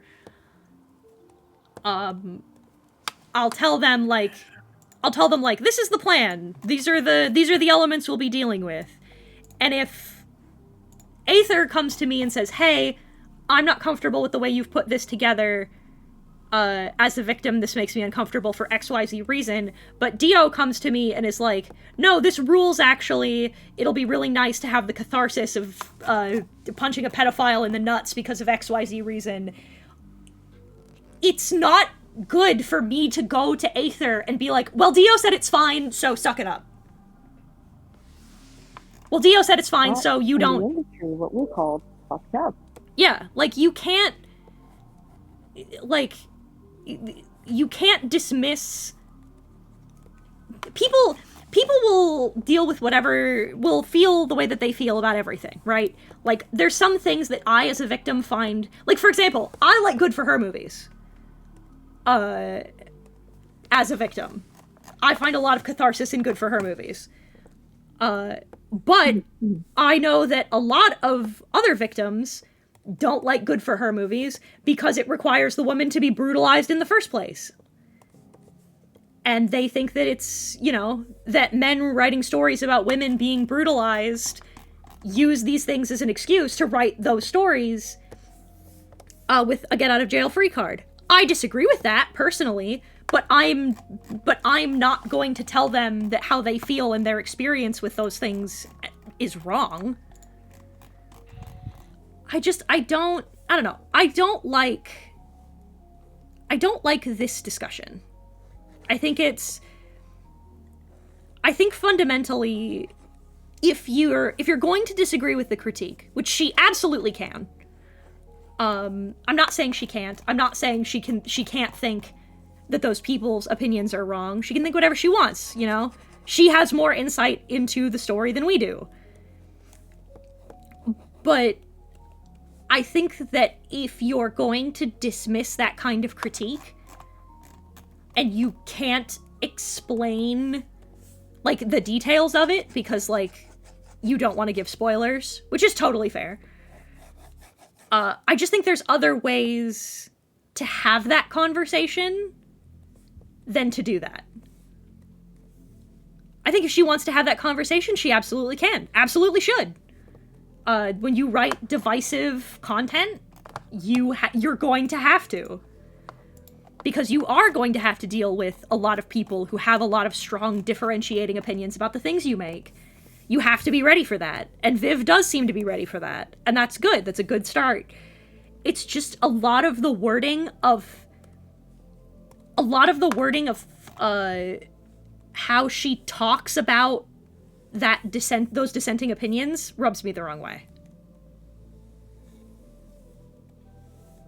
And that's not really maybe that's not an indictment. Maybe she's just, I don't want to say she's not a public speaker, because at this point she either should be or should have hired somebody who is. I don't know. She's a public figure with need of a PR manager. Yeah. Like, I genuinely believe that. Right. I think it's either get a better PR manager or get one, period, and stop addressing these things publicly. Because I think a lot of these things are things that I fundamentally agree with, but are worded horribly. And should be considered a little more carefully, perhaps by somebody whose job it is to consider those things more carefully. I forgot to hit multiply on this later. I'm a dumbass. It's fine. Don't worry about me. There we go. Oh, I did it. I figured it out. I'm smart. oh. I figured out how to color this motherfucker's hat. Fuck yeah, Gimmer. We did it. Oh, And who is this also, character? if I remember right, Let Aether finish. hi, and I'm we'll- still here. Yeah, let Aether finish and we'll Yeah. move on. If I remember right, when episodes 3 and 4 first came out, they didn't have specific trigger warnings, especially episode 4. Yeah, that's an easy, and that's an easy fix. Fucking mouth washing. Yeah, mouth washing doesn't have a content warning either. But so when I And can't it watch the should. first half of episode 4. It should. I can't watch the first half of episode 4. Mm-hmm. I relate too much to Angel Dust in that situation. I was watching in a big group call, and it was me. I was watching with like some old friends from server. Like I was watching with like Noodles and a bunch of them, and one of the people we were watching with had to leave and step away because they got physically triggered that bad. Mm-hmm. And it's one of those things where I can't watch it because I relate too much to Angel. And I almost had to step away because I was getting physically nauseous. Mm-hmm. And I feel, because I love the back half of episode 4. Back half of episode 4 is great. I love the interactions between Husk and Angel. But the thing for me is you cannot tell people how to react to media. Right. You don't know specifically the way that these things will trigger them. I was able to get through it. The person I was watching with could not. We have a different tolerance level for the exact same trigger. So just saying, oh, well, either could get through it, so why couldn't this person? Isn't okay. Yeah, I don't approve of that particular. I think there's points to be made about it, but like I think that's not a good response to that. But anyway, I don't want to talk about this anymore. We're gonna talk about the funny man. Yeah. James, no more beep. No more beep! Free me from the beep, please! No! But time to talk about Funny Blue Man. What's the funny blue man doing? So this is Ven. Ven Rollo. He's one of my Star Wars characters. Uh-huh. So this is the one for the Columbo sound redeem. For the Just One More Thing. Okay. So Ven is a character I made for Justin. Mm-hmm. Ooh, mm-hmm. In like a non-ship way, Justin presented me with one of his Star Wars OCs, and I went, friend? Partner? Please? Please? And he went, yeah, sure. So he has a character named, I think it's either Quinn or Quill, and I don't remember. I think it's Quill. Oh, maybe. I feel like it's... I feel like I've heard Quinn before in the context of like a Star Wars character, but I do not know. But he has, I think it's Quinn. Or I think it's Quill. I don't remember. It's one or the other. I forgot. Justin. I'm bad with names. Quill. Justin! But his precious baby boy Corin is meant to be a Sherlock Holmes parody. In that unlike Sherlock Holmes, in like every adaptation of him, he's still very socially inept. He has autism, baby. Not that fun. And he has a hard time dealing with stuff and talking about things. Hello. Hi. Hello. So he's got so the bit was that he has the book smarts, Ven has the street smarts. So Ven's the one who gets in the fights, who talks to the witnesses, who does the intimidation shit. And they're a good duo on oh god, I feel so dumb. The planet from Bad Batch. Oh god. The one that I can't remember what it's called off the top of my head. I feel dumb. That one though. And they're solving crimes. Also, Ven used to be a Jedi. Fair enough, good talk. Very cool. He used to be a Jedi Master, but he had to dip during the 66. And he's currently on the lookout for... He's currently trying, instead of the traditional detective tropes, he's trying to hunt down his apprentice, who got lost in the confusion. He's trying to find them and make sure that they're safe. Very cool. I have a question. Yes. Is he single? Yes. Can I make him a character right now? He likes women. Go for it. I'm on it. I've decided... Something time to learn Star Wars. If this is how if giving you hot men is how we do it. That's what she said. Anyway. I mean, sometimes, but also no. But this character looks really cool. Ven's great. Brooke made a character to complete the set. He has she's a plucky reporter who figured it out. Justin's here. What happened? What do you need? 2 questions. What's your Quarren boy's name? It's Quill. Quill. Yeah, cool. Quillare, I believe is what it is. Short Quill. And then the other question is I can't remember the name of the planet that they live on. Ord Mantell. Ord Mantell, thank you! Fucking... I'm a fake Star Wars fan, I forgot. It's been a while since Bad Batch, I don't blame you. It's been a while. It's been a while. Oh, also I have good news. What's that? Ven is so sexy that Dio now has to learn about Star Wars. Oh, okay. Does Dio want to go through my PowerPoint? Do you? You want to go through Brooke's Yes. PowerPoint? He says yes. Because if Dio knows nothing, that'd be fun, Colette. There's nothing about... You get to sit and teach Dio about Star Wars so that he can kiss Ven. He'll have to make a woman. Yep. Unfortunately, this one's heterosexual.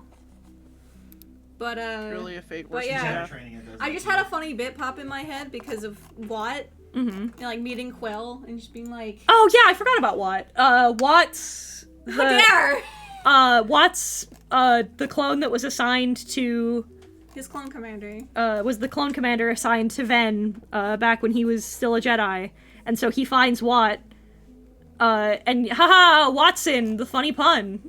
And also because they solve mysteries together, so, like, He's his CT 100, okay? Watt 100 watts is about what the body can withstand. He's the Watson, and Brooke's very clever. And watt being a measurement of electricity used for lights and stuff. But I just got a funny bit in my head that's just like Watt meets Quill, and finds out that Ven was the sidekick to Quill. It's like this. Does this mean I'm your sidekick? Or am I under your jurisdiction? Is that how this works? Makes you my sidekick one. It makes you the sidekick once removed. Huh.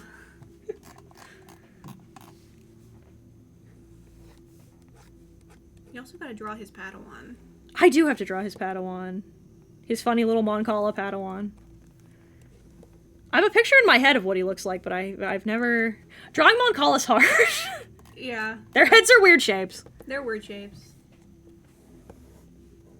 I told them about the beeping. Yeah, I would imagine that was what you opened with. About the fucking psyop that I committed on myself. I told Burke I'm glad that we didn't decide to road trip to that 2-hour away hotel. Can you imagine? Because you would have died. You would have perished. I'd have been curled up in the fucking fetal position. No, what I think is you would have tried to get on a chair and to get to that. You bet I would have. And you would have died. We would have come home to your to you in Family Guy death pose at the bottom of the stairs. Hey, you know what? You're so right. Actually, you would have. And then we would have heard the thing beeping, and we were like, "Oh, that tracks." The environmental. She died as she lived. The environmental storytelling would have been Yeah. would have gone crazy. She died as she lived, going crazy. She died as she lived. That's wild. Trying to figure out what the fuck was going on. I have to keep remembering to turn over the placement of that stupid smoke alarm. No, I'm also not over the fucking placement of the stupid smoke alarm. It's true. They're all in dumb locations in this house. I outlined it. It's the worst. It's none in the kitchen, which is a secret blessing because we never accidentally set one off while cooking. TP was losing it that there wasn't one in the kitchen. I don't know what to tell you. I can't believe you forgot about what was killing Commander. I cry. His baby boy. I told them about your reporter, though. Yeah. I like Lyra. her. She's so annoying. I love her, though. I love that she's annoying. Yeah. I love that for her. You love her, but she is annoying. Oh, you flipped a box? You were so perplexed by the box tipping over. Boxes shouldn't do that. Is it GG? Is it GG? He said What's GG. happening? Is GG? Good thing we're not in that universe. Factually true. Finally, Mortis will make big titty Star Wars character, a thing that is lacking in Star Wars. Kind of true. We have a little bit, but not a ton.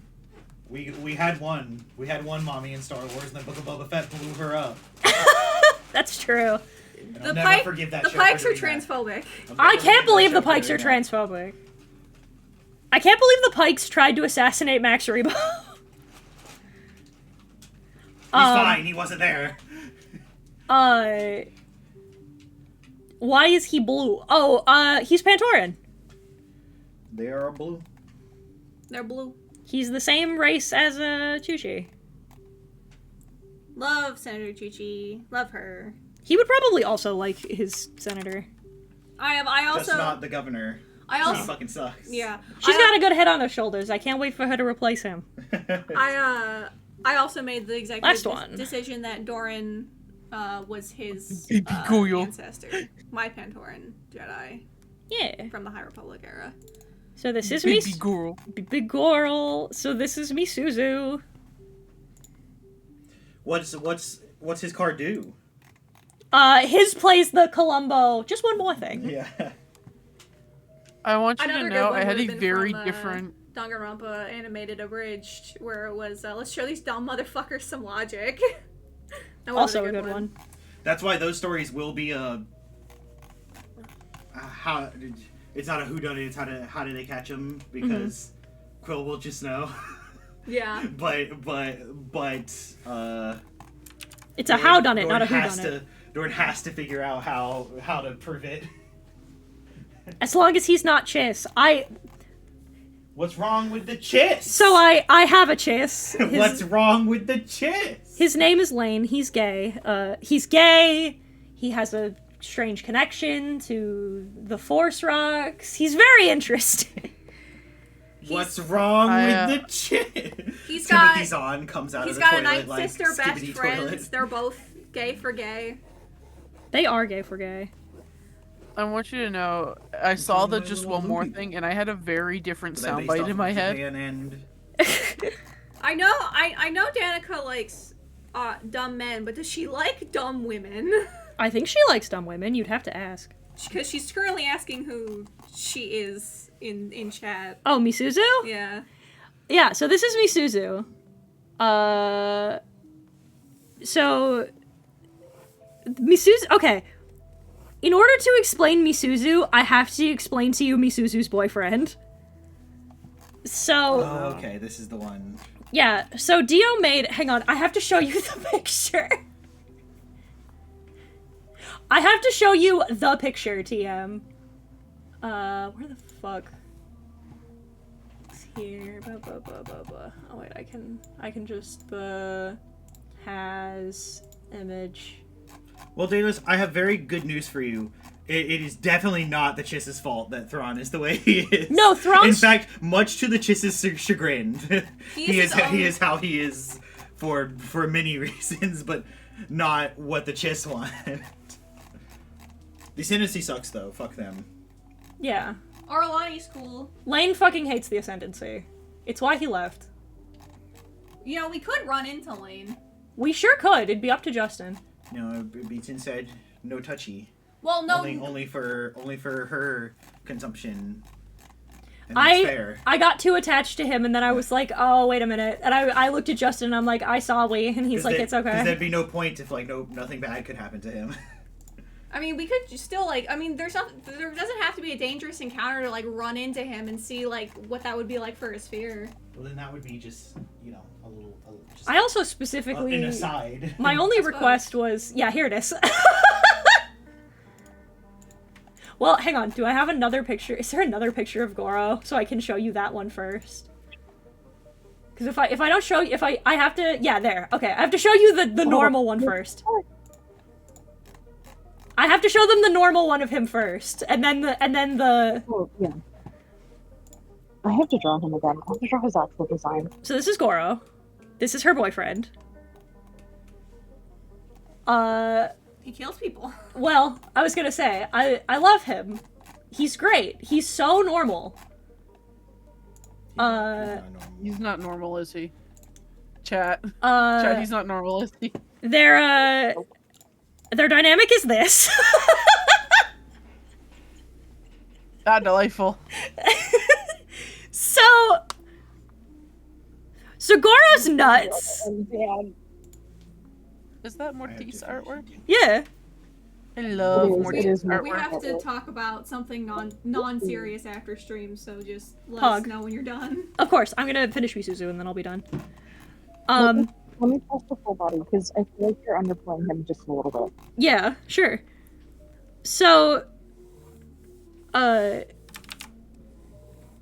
Goro's, I guess you'd call him a yandere, kinda. The joke we made is that this is... Yeah. Oh yeah, the joke we made was, it's Yandere Simulator good ending. So Goro's a yandere, and he doesn't feel things very well. There you go. He's kind of a weird little sociopath. But he's like obsessed with her. Literally and literally.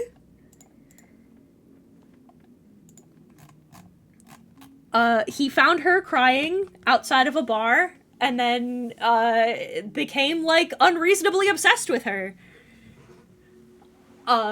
He's very scary, and he kills people for money. And he's a weird little freak. But the thing is, Misuzu is very dumb.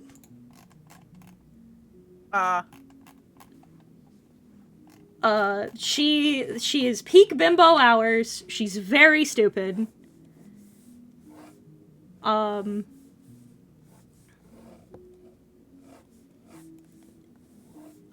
joke we made was that, he tells her, oh, you're so cute when you're stupid.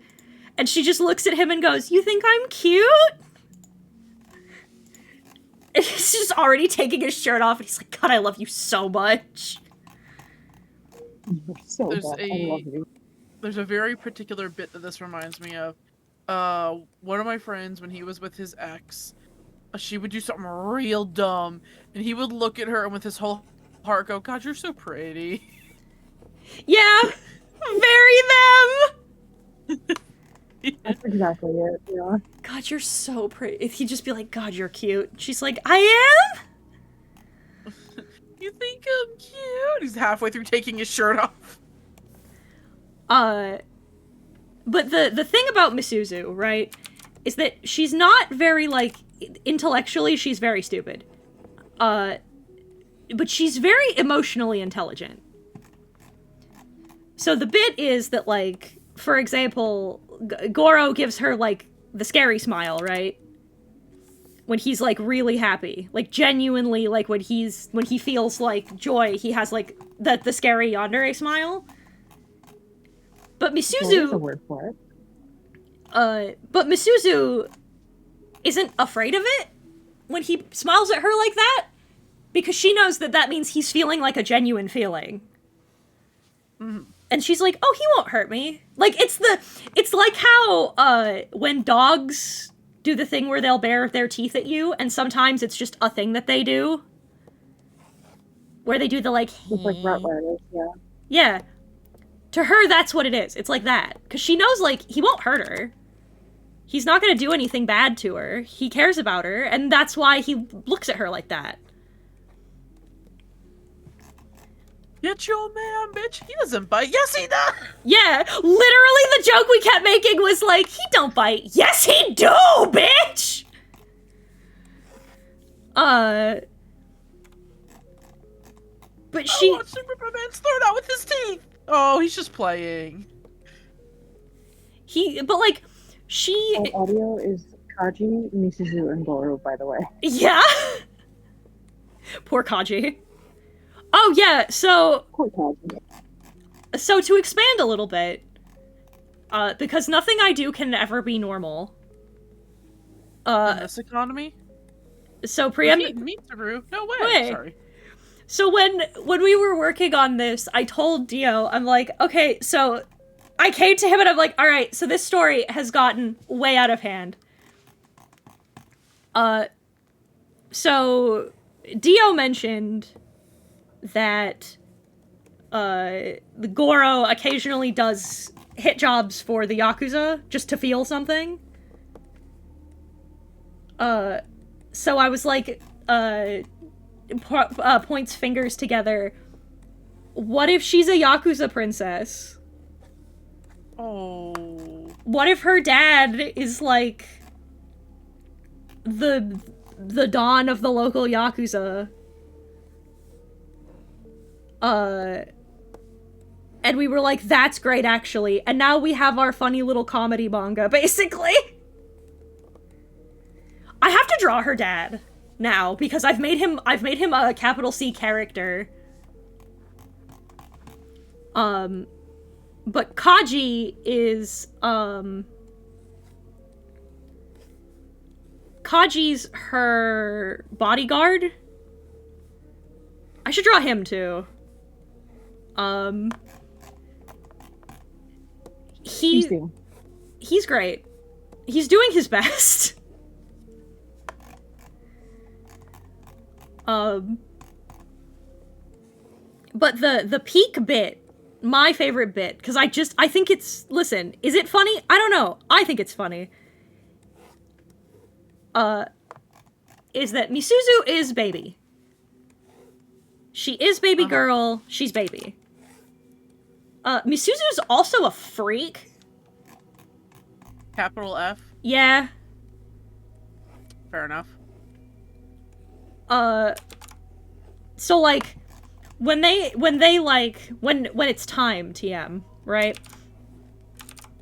She's talking to Goro, and she's like, well, I don't like it when guys are mean to me. It's like, I don't want you to call me like a slut. I don't like that. It makes me feel bad. I don't like it when men call me stupid. And he's like, okay. And she's like, but I do like, and then it's just like, redacted. But I do like, and he's like, oh, she's perfect. What do you like? Oh, I really like. Yeah, basically.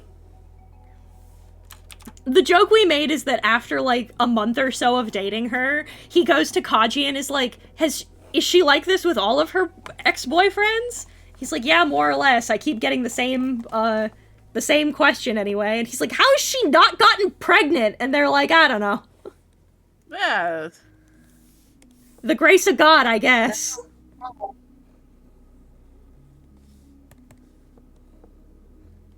We're starting to think she can't. It's the only thing that makes any sense. Damn. But now, but the bit with her dad, is that he keeps just saying shit, about, like, the things he's done, and nobody knows how many of those things are true. The bit that I had was that Kaji eventually loops Goro in on, like, the community Google Doc, basically. Where they're like, alright, these are the things that he said that have to be lies because they directly contradict one another. These are the things we're pretty sure are lies because we can't find any corroborating evidence. And here's the shit we think is probably true. And he looks at this and he's like, he said he was in the circus? And we're like, yeah, we've seen him walk on his hands and, like, do some crazy backflips and shit, so we're not totally positive if that's true. We could go 50-50. We've heard he can dodge cars, but we haven't tested, because if we fuck that up, we're gonna die.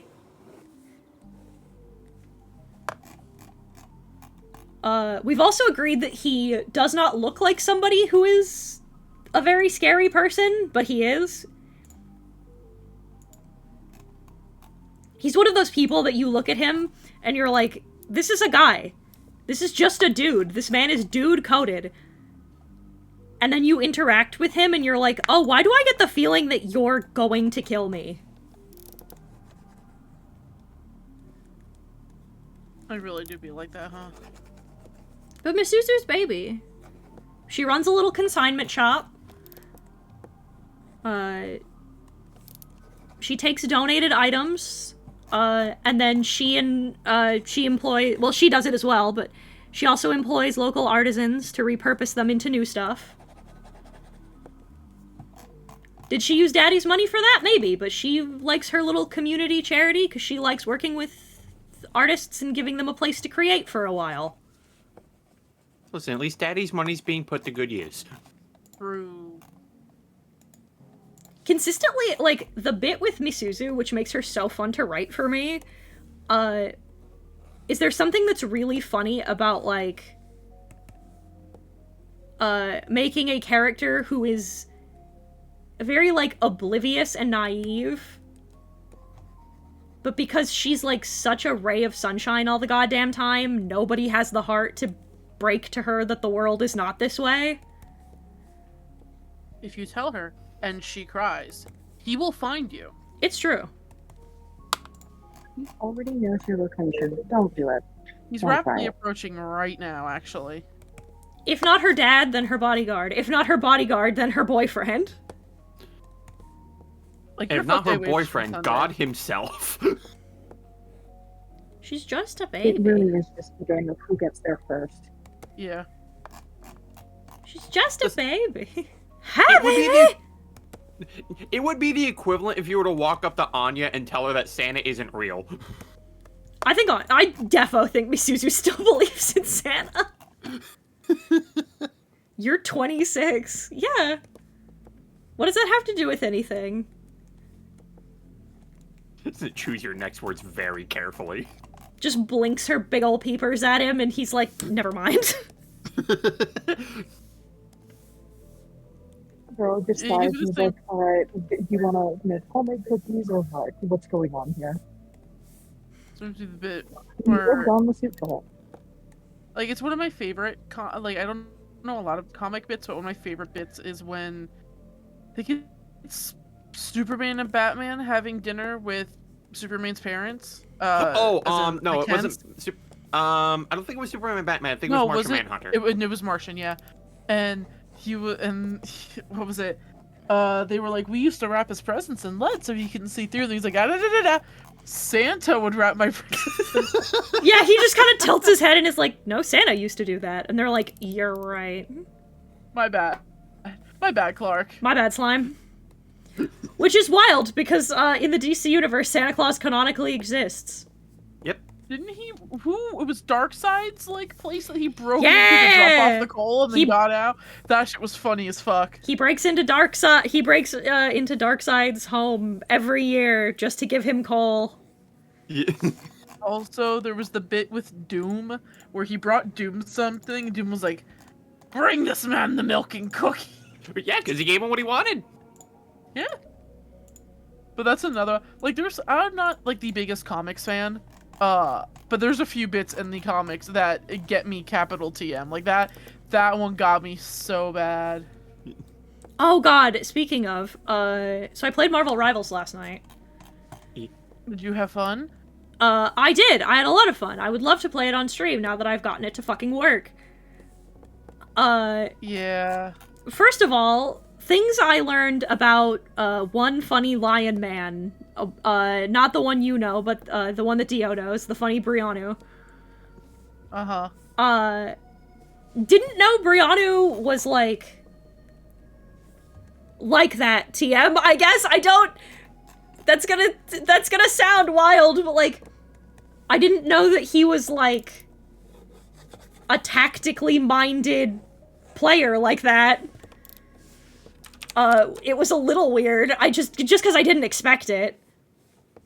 He's sitting there, like, he's using words like team comp and, like being efficient, yeah, and I'm like, crazy. I can't believe it. I know what you are. I know what you are. However, he was in fact very good, so it was okay. Also, he wasn't mean to us about it. He was just he was very focused and very, like, actually good at shooters, and we were like, oh, that's crazy. Oh, so he wasn't Brawl Fan 1 when playing Pokemon Unite, who will just make fun of you if you do dumb things. He was, yeah, he was simply, actually trying, which was wild.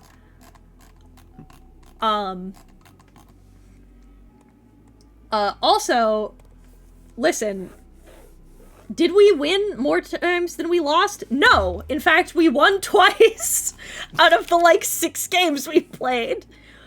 Had a lot of fun, so I would love to play more, especially with the gang TM. 2, I found out I am both a halfway decent Punisher and a halfway decent Captain America, so... Hey.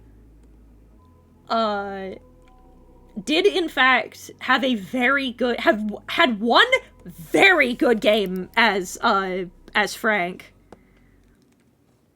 I did in fact bully this poor Venom into the ground. Good.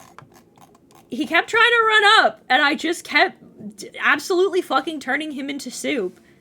Listen, when they keep doing that, it's like, listen, you're gonna learn eventually. Until then, eat lead. God, it's so funny, because I was just sitting there, I'm like, they're like, Venom's coming up, I'm like, damn, that's crazy. Got him. Anyway. It's the fucking, it's the Justin Wong clip of, you're gonna learn! You better learn today! Okay, hi, Steven, sorry, Brianna and I are, like, crazy Overwatch players. I don't know what to tell you. Yeah. Heben, I want in Mortis, I want you to look at me so gently and guess who I main in Marvel Rivals. Squirrel Girl. Fuck. Get owned, shitnard. Yeah, fair. Got your ass immediately. It's like, because I like throwing the funny nuts. Like, was my soul out for that one? I love hitting people with the funny nuts. I'm also a half-decent widow. Running on people?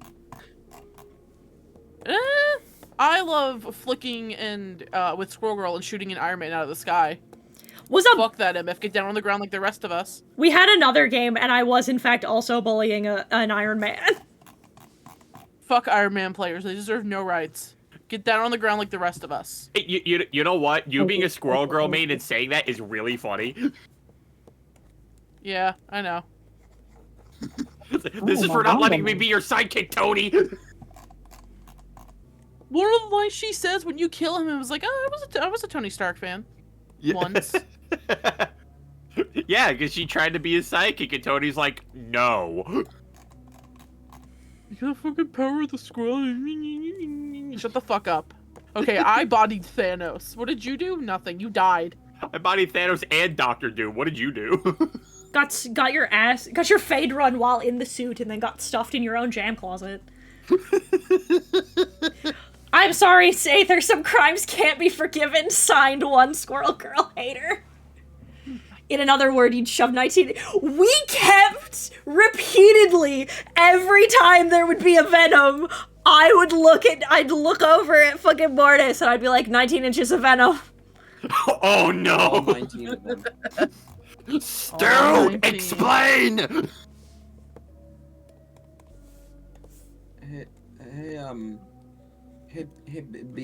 Be a 10. Avi. Hey man, you know what I love? I love it when Hakita says I'm remaking the first layer. Mm-hmm. So we just got we just got some screenshots of the new inside of the boat. Mm-hmm. From like layer 7 or whatever. Yeah. Why is he doing this? Why is he like this? Because your suffering amuses him.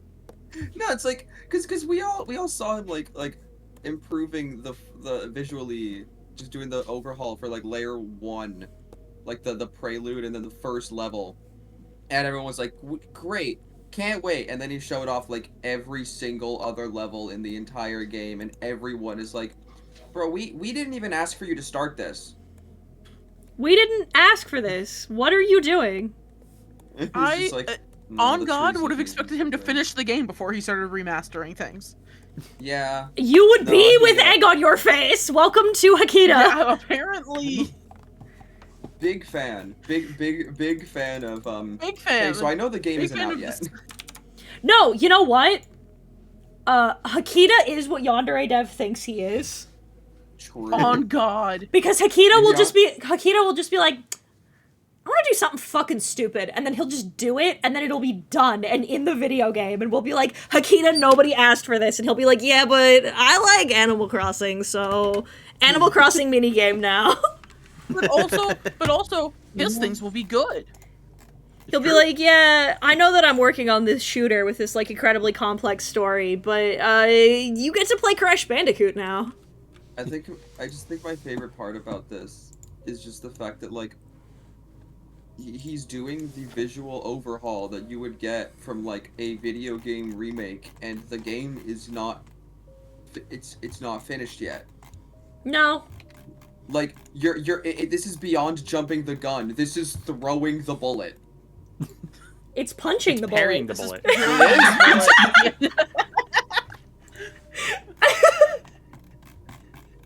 All of us at once with the same joke.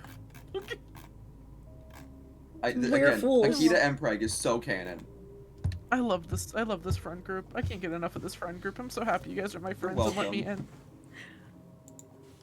Spoilers, the entry fee is not very much. The entry fee is just a single kiss. Just one little kiss. my Rari, Mario. I'm sorry, you brought that back into my head now. Mario. Oh god. Dude. I took a picture of myself on the plane while I was while we were coming back from the void, and I have to redraw it as me as my avatar. So flying is fine. Fucking flying is fine. My issue is landing? Yeah, is landing. So I keep trying to fall asleep on the plane and it doesn't work. So I had Brooke's Manta sleep mask. I have my own now. But I had Brooke's sleep mask, my fucking noise-canceling headphones, and my fucking mask on. I have my hands tucked into my sleeves, and I'm leaned up against, like, I'm fucking I am isolated. Deprivation tank. I'm in my fucking sensory deprivation tank. And I'm leaning on the mallow pillow that I bought at MomoCon. And as I was putting him in my backpack, all three of us just looked at him and went, "I'm gonna walk on my Rari, Mario." Dude, nothing will ever top, like, okay.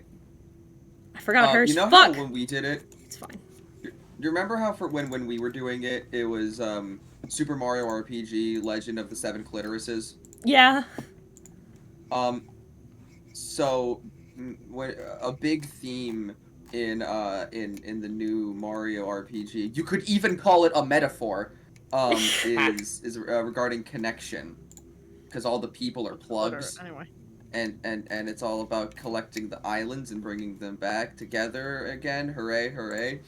And me and Tara, by the way, Tara, horrible human being, terrible, awful person. Love her. She's a really good friend. But we were playing it on stream, and any single time there was any type of because there's a wedding between the fire princess and the ice prince, and it's like, oh hooray, the whole time we're screaming about like Mario colonialism and how and interracial couples and how I fucking forgot. I fucking forgot. What'd you forget? I fucking son of a bitch. Fucking god damn it! Don't worry about it. It wasn't until I was uploading them that I looked at them again. Son of a fucking. You're supposed to tell me these things, chat. What did I do? No, keep going. I'll just do it. What happened? What's going on? Imperialism. Colonialism. These damn Ford. I forgot to apply the fucking highlights.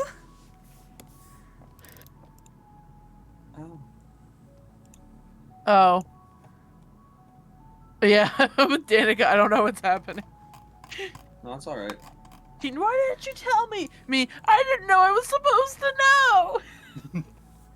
I applied fucking bounce light on the other ones, and then I forgot to do them on Ven and Misuzu.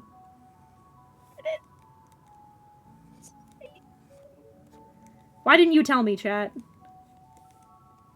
I didn't know. You watched me draw the other two! I just got here. Oh, you should have known better.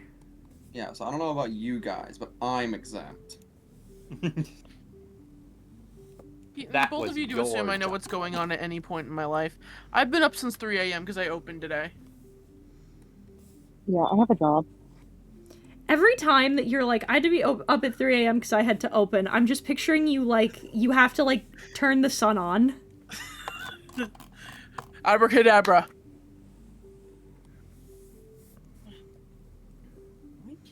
It's your job as the star, as a star, to turn the sun on occasion.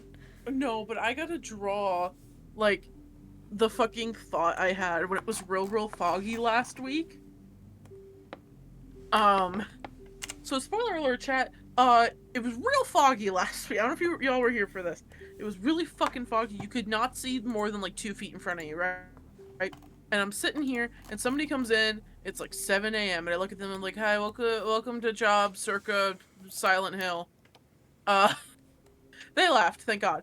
But I'm sitting here and I'm like, could you imagine, right? I'm sitting here behind my counter, and I see a shadow, so I know someone's here. And I look up, it's motherfucking Pyramid Head. Yeah, what if he just walks in, huh? Yeah, what if he looked me dead in the eyes and then was like, "Which one? Can I get a bowl of cheddar broccoli soup?" And I'm like, yeah, holds up Pyramid Head. I was gonna say holds up the like a flyer with your fucking specials on it. The points. All right. Hold up fingers. 1 for bread, 2 for chips, 3 for apple. Holds up a 1. Cool, thank you. Put it in his pyramid. It would be funny too. I put it in his Pyramid Head, and Oz would be sitting there on the line making it. Then pause, look down, look up, Pyramid Head, and then here he is, and he'd lose it too. That's right, guys. It's me, Pyramid Head. I need you to know that I frequently try and think about what the fuck is, like, actually physically underneath. The Pyramid Head mask? Yeah. The bit was that he gets a bowl of soup and he cracks open one of the panels and just dumps the entire bowl in, and then closes it and puts the bowl down. That was my thought.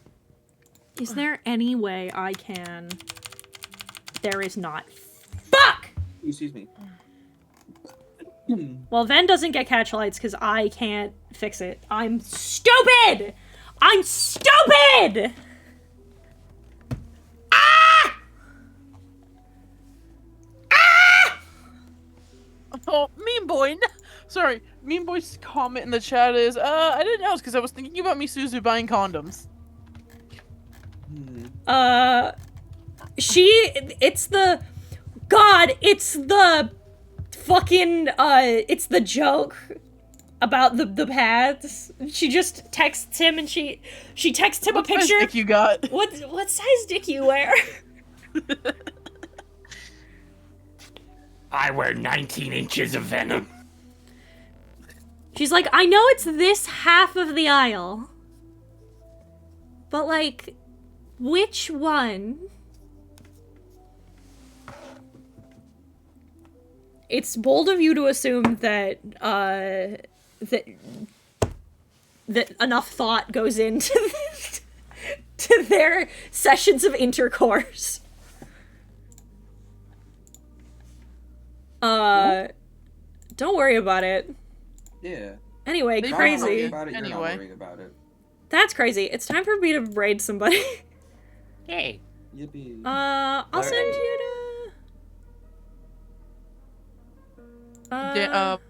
By the way, Misuzu has the Danica seal of approval. Hell yeah, I'm so glad. I'm gonna send you... Where will I send you? Caliban hasn't started yet.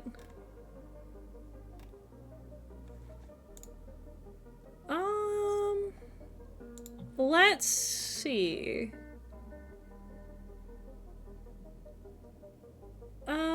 Oh! Pyramid Head's gonna walk in with the 50 pounds of ass. You seem cool. I will send you there. I'll send you to, this lovely streamer, Junamoons.